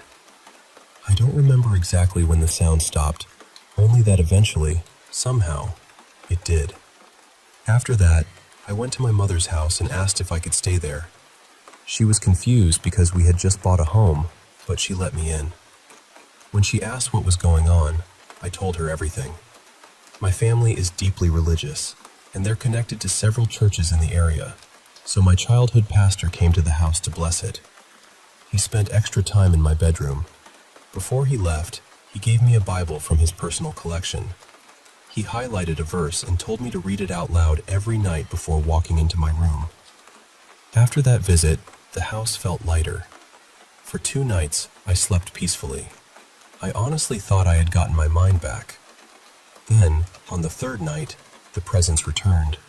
But this time, something in me changed.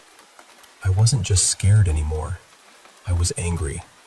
I sat up in bed, stared into the darkest corner of the room, and recited the verse out loud. I said it firmly, like I was speaking directly to whatever had been standing there. Then I laid back down and fell asleep. The next morning, I woke up feeling rested in a way I hadn't felt in months. But what confused me was this. I couldn't remember the verse at all, not one line of it. Somehow, I had spoken it perfectly the night before, but in the morning, it was gone from my mind. So that's my story.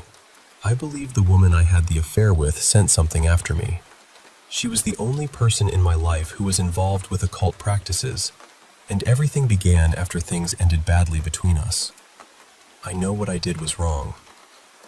I know I created the opening for a lot of pain. But what happened in that house felt bigger than guilt. It felt like something had followed me home.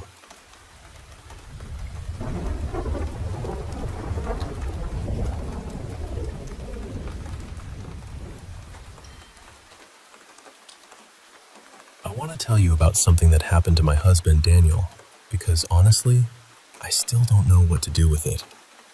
He was sitting in his car in the parking lot of a park, just watching something on his tablet, minding his business, when this man came up to him. And the first thing that shook him was how much this man looked like his father. Not just a little bit either. My husband already looks so much like his dad, so seeing this stranger standing there with that same face, that same presence, it immediately felt strange. And then there was the dog. The man had a dog with him, and even that felt connected somehow. It reminded my husband of his childhood dog, the one he still gets emotional talking about. He's almost 40 now, and I've seen him cry over that dog more than once. So from the very beginning, it felt like this whole encounter was touching old nerves. They ended up talking for close to an hour. The man did most of the talking. He told Daniel all kinds of things about himself. At one point, he said he was an angel. Then he said he was about to turn 300 years old. My husband asked him where he was from, and the man just kept saying, "I'm from here."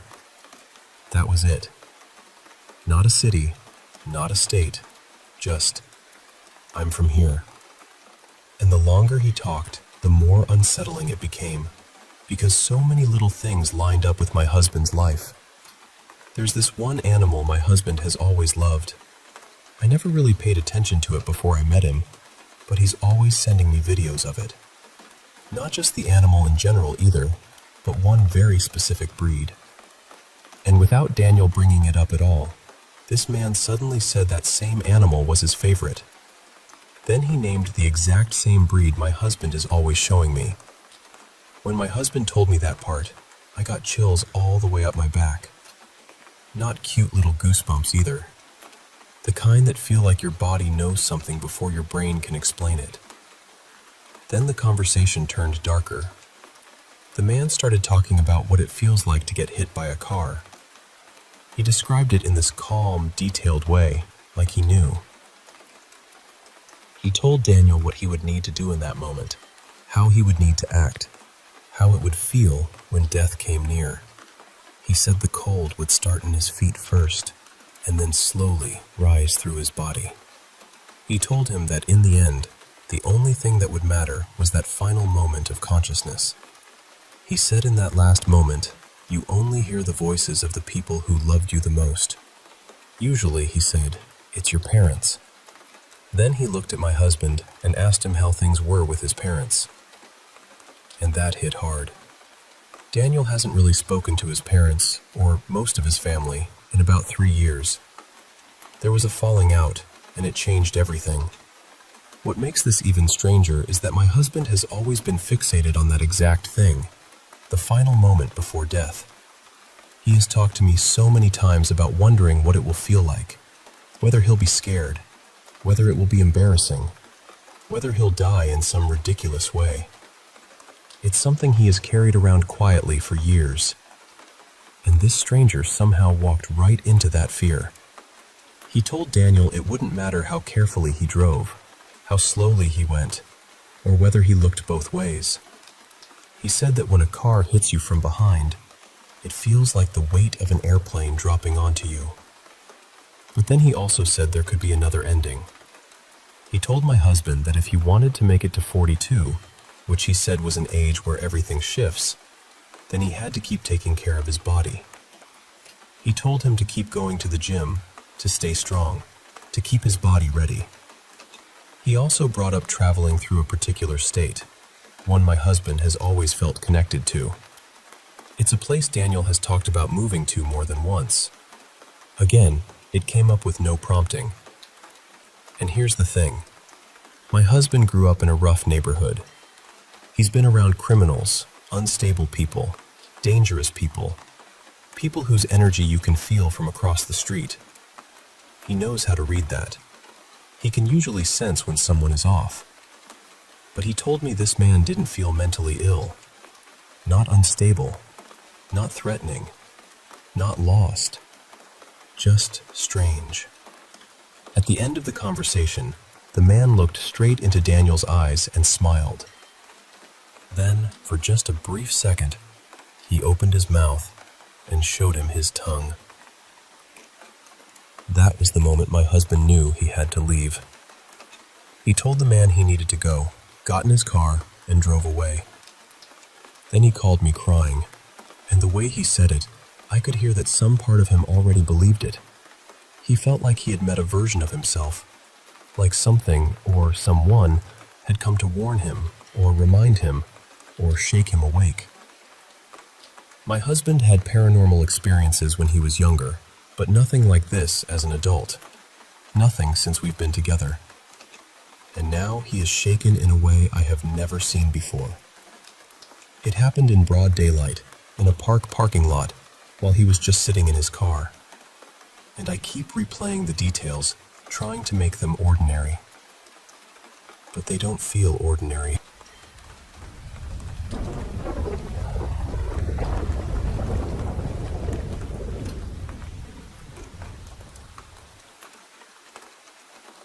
I still think about that night, even years later. It was the first time I ever brought cocaine into my parents' house. I know how that sounds, and I'm not proud of it. I was already nervous the second I walked in with it. I put the little bag in the corner of my top dresser drawer, telling myself it would be fine there until morning. But the truth is, I didn't feel fine at all. I barely slept. Every time I woke up, the same thought came back. I need to move it. Dad could find it. I need a better hiding spot. I had already decided what I was going to do.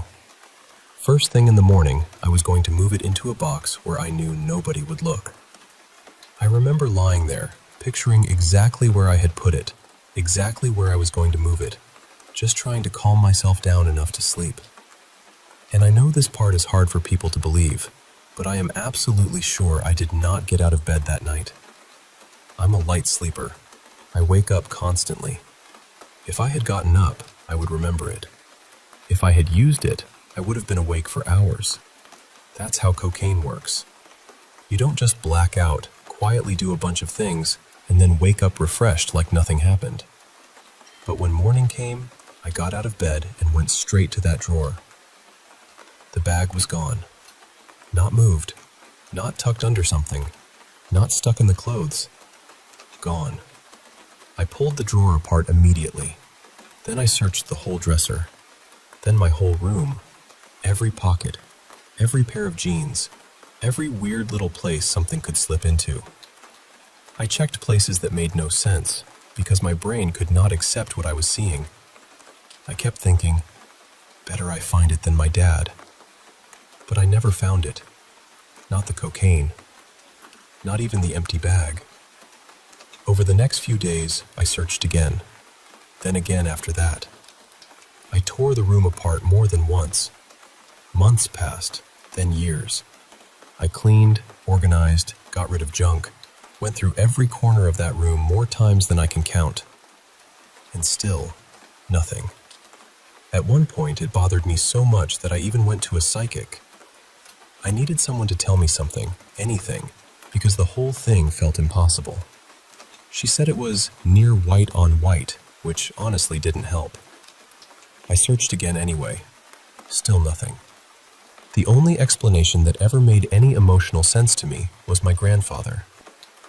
My dad's dad. He had passed away, and for some reason, my mind went straight to him. I don't know why. Maybe because it felt like a warning, like someone had done something extreme, just to scare me badly enough that I would never bring drugs into that house again. Like, do not do this here. Do not bring this into your family's home. And I know how ridiculous that sounds. A ghost taking a bag of coke out of a dresser drawer sounds insane. But what feels more insane to me is waking up, going to the exact place I put it, and finding absolutely nothing. No bag, no residue, no sign I had used it, no memory of moving it, no explanation that fits. I've lost things before. Everyone has. You joke and say, maybe the house swallowed it, or maybe the little elves took it. But this was different. I knew where it was. I had obsessed over where it was all night. I woke up with one mission: move it somewhere safer. And then it simply wasn't there. That moment shook me in a way I still can't fully explain. It felt like a glitch, or a warning, or something standing between me and a worse path, even if I didn't understand it at the time. I did end up struggling with addiction later, so I won't pretend that night magically fixed everything. It didn't. But I never forgot it. That missing bag stayed with me. Not because of what was in it, really, but because of what it felt like. It felt like something reached into my life, removed the evidence, and left behind a message I was supposed to hear.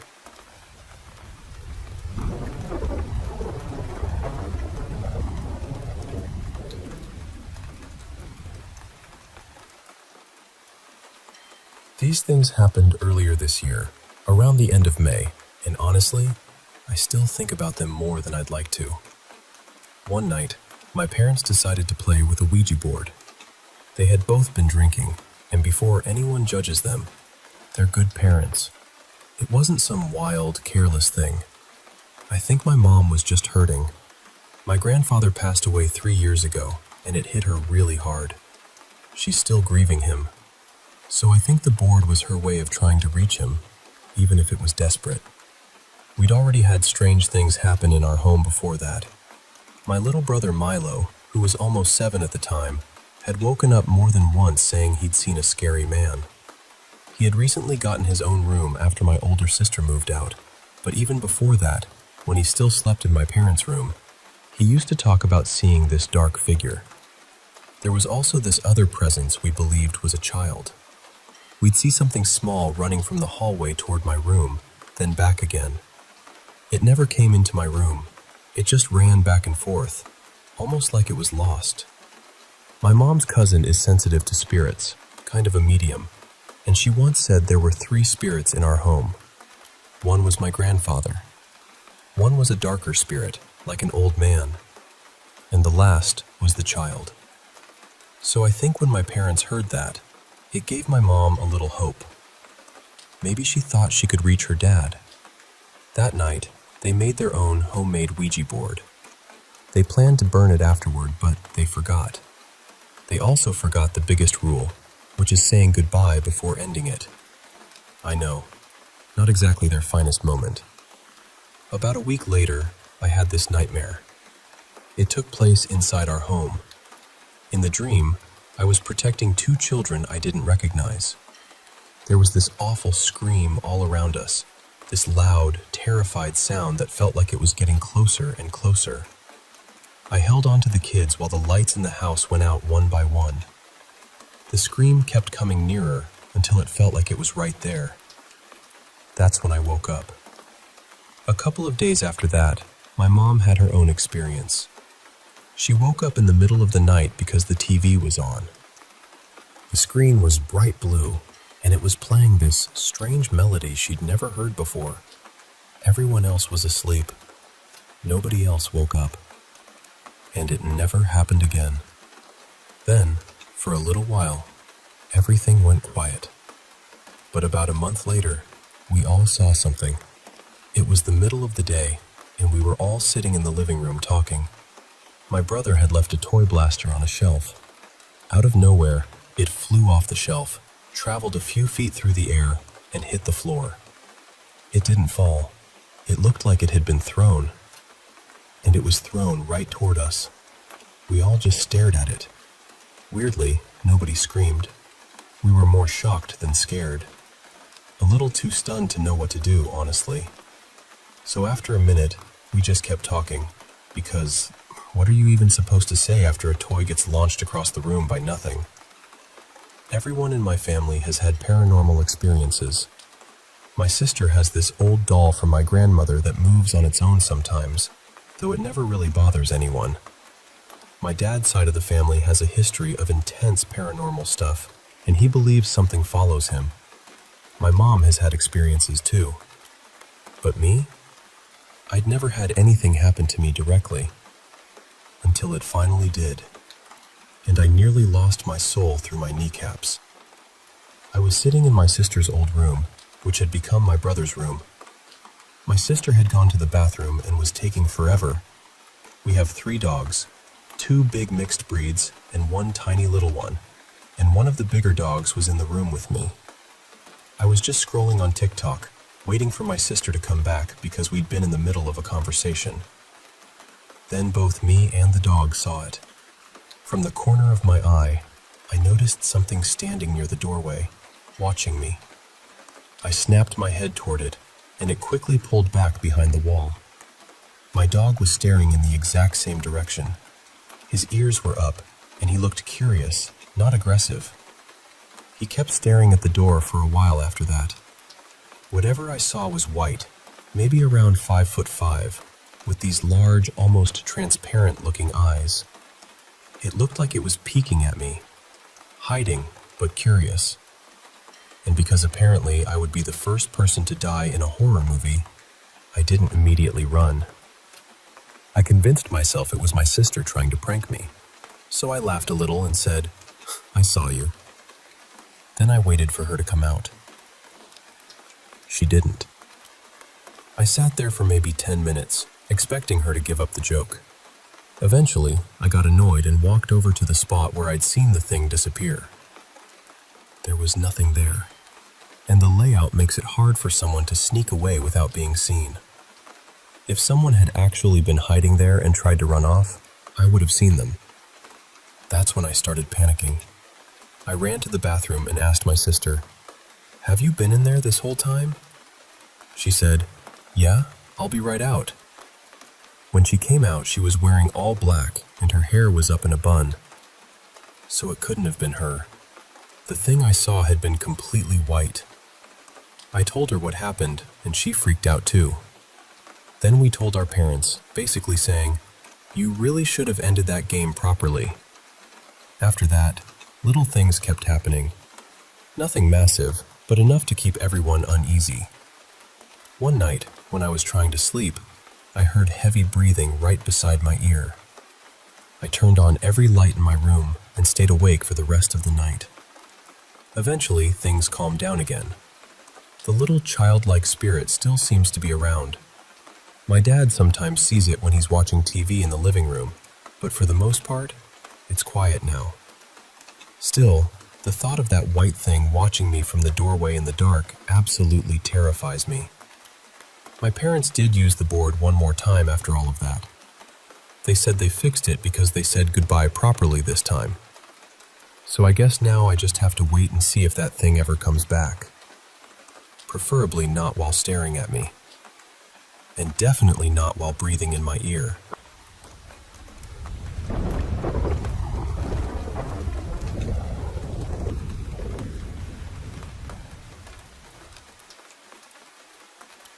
I want to start by saying I'm not someone who jumps straight to ghosts. I'm usually the person trying to find the practical explanation first. A loose pipe, an old appliance, a tired brain filling in blanks at 3 in the morning. That kind of thing. And English isn't my first language, so I'll try my best to explain this clearly. My family bought our house back in 2005. It used to be a smaller place on a piece of land, and when we moved in, we didn't tear the whole thing down. We kept the foundation and a few of the original walls, then renovated almost everything else. We added another room, rebuilt most of the upper floor, changed the layout, all of it. But somehow, the older parts of the house still feel different. I first started noticing things maybe 6 years ago. Nothing dramatic at first, just little things. During the day, from morning until early evening, the house is quiet. Completely ordinary. But once the sun starts going down, the sounds begin. The fridge hums, which is normal enough. It's old, so I don't expect it to be silent. But at night, it sometimes makes this noise like a glass bottle has tipped over inside it, or like something metal has fallen. I also hear plates shifting in the sink, tiny clinks and taps when nobody is nearby. And I know, that can all be explained. Old fridge, dishes settling, pipes, temperature changes, houses make noise. But then there are the voices. When my parents are asleep, or when they aren't home, I sometimes hear them talking, sometimes arguing, usually very late, somewhere between 1 and 5 in the morning. I'll be at my computer with the fan running, that steady white noise in the background, and suddenly it sounds like their voices are downstairs. I've also heard footsteps on the stairs. For a while I worked from home at night, and I've always been a night owl, so I was often awake until sunrise. Maybe I was exhausted. Maybe my brain was catching random sounds and shaping them into something familiar. That's what I told myself. Then there were footsteps above my room. My bedroom is on the top floor, and the ceiling slopes with the roof. There's a tiny crawl space above me, but it's not something anyone can just walk into. You'd have to move a heavy wardrobe and set up a ladder just to reach it. Still, at night, right before I fall asleep, I hear footsteps overhead. Not scratching, not scurrying. Footsteps. I've tried to tell myself it could be an animal on the roof. Maybe a bird. Maybe something in the crawl space. But the rhythm sounds too heavy. Too human. Things disappear too. Small things mostly. Keys, chargers, random objects. That's probably the easiest one to explain, because my mother loves tidying things away, and then no one can find anything afterward.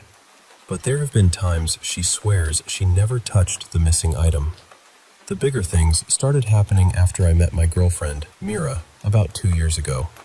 She has had her own strange experiences before, so she isn't exactly new to this kind of thing. But some of what happened in my house happened to both of us, and that's where I stopped feeling so confident about my explanations. One night, we had just gone to bed. We talked for a while, then turned off the lamp. I need complete darkness to sleep, so the room was pitch black. I wasn't fully sleepy yet. My eyes were still open, and I was facing the door. Mira was facing the same direction. Then the door started opening. Slowly. A cold blue light crept into the room from the hallway. Even though there shouldn't have been any light like that, I froze. I mean, completely froze. I couldn't move, couldn't speak. Couldn't even convince myself to breathe properly. Then something came in. It was dark and shapeless, almost like a black mass, but it had eyes. Dark eyes. It moved into the room, and after what felt like forever, though it was probably only a few seconds, it vanished. Then the room was pitch black again. At first, I thought maybe I had fallen asleep without realizing it. Maybe it was a nightmare. I was lying there, trying to process it, when Mira whispered and asked if I was awake. Then she asked if she could turn on the light. I said yes. When I asked her what happened, she told me she had seen a black figure standing in the corner of the room. The way she described it was a little different from what I saw. Hers looked more human, and it seemed farther inside the room. But we both saw something. Another incident happened to her when she was taking a shower. I had already showered and was lying in bed, just relaxing. A few minutes later, she came into the room looking unsettled and asked me why I had gone into the bathroom while she was showering. I told her I hadn't. She said she saw someone through the frosted glass shower door. Someone wearing an oversized white t-shirt, which is exactly what I usually wear at home. She saw the figure walk into the bathroom and bend down like it was picking something up from the floor. But it wasn't me. Everyone else in the house was asleep. Nobody would walk into the bathroom while she was showering. And the bathroom door handle is loud, so if someone had opened it, I would have heard it from the bedroom. When I told her I hadn't moved, she went pale. Those were the two incidents that really scared me. There was another one, but we're not completely sure about it anymore because Mira and I remember it differently now.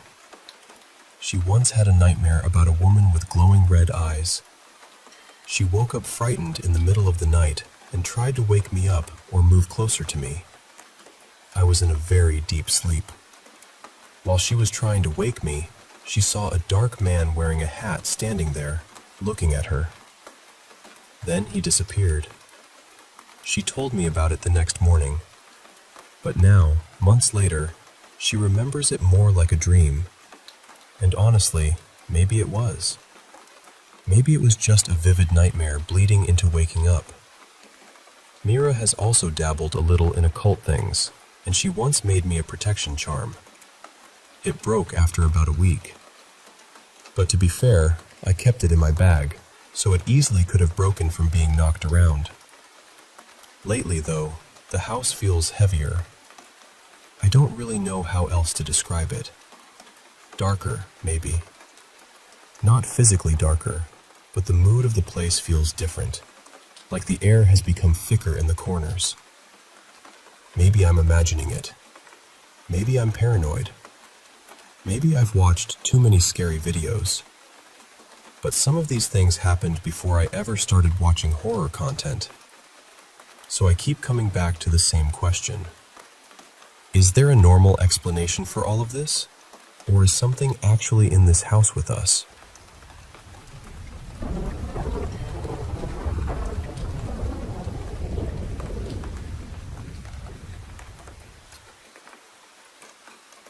I want to share a few things that have happened to me over the years. Things I've carried quietly because I've never really known how to explain them. I'm not sharing this because I'm trying to convince anyone of one specific answer. I'm just being honest about what I experienced. And I'll say this too. I'm open to hearing what people think, especially from a Christian or faith-based perspective. These things happened at different times in my life, in different places. Some were in Jamaica, where I was born, and others happened after I moved to the States. The first one I remember clearly happened when I was around 9 or 10 years old in Jamaica. My grandmother had sent me and my cousin Malik to a small shop at night. He was close to my age, so we went together. The shop wasn't right next door. It was a bit of a walk from the house, and somewhere around the halfway point, we saw a woman in the road. She was pacing back and forth, just moving from one side to the other. There was nobody else around. We stopped and watched her for a moment because something about it felt wrong. Eventually, we decided to run past her, but when we did, The only way I can describe it is that it felt like we ran right through her. Not around her, through her. We kept going, got what we were sent for, and then headed back home. When we reached that same stretch of road, she was still there, pacing in the exact same place. This time, Malik ran ahead. I don't know why, but when I got close to her, I froze. I remember her moving toward me, and it felt like she grabbed hold of me somehow. Then Malik came running back, pulled me away, and we both took off for the house.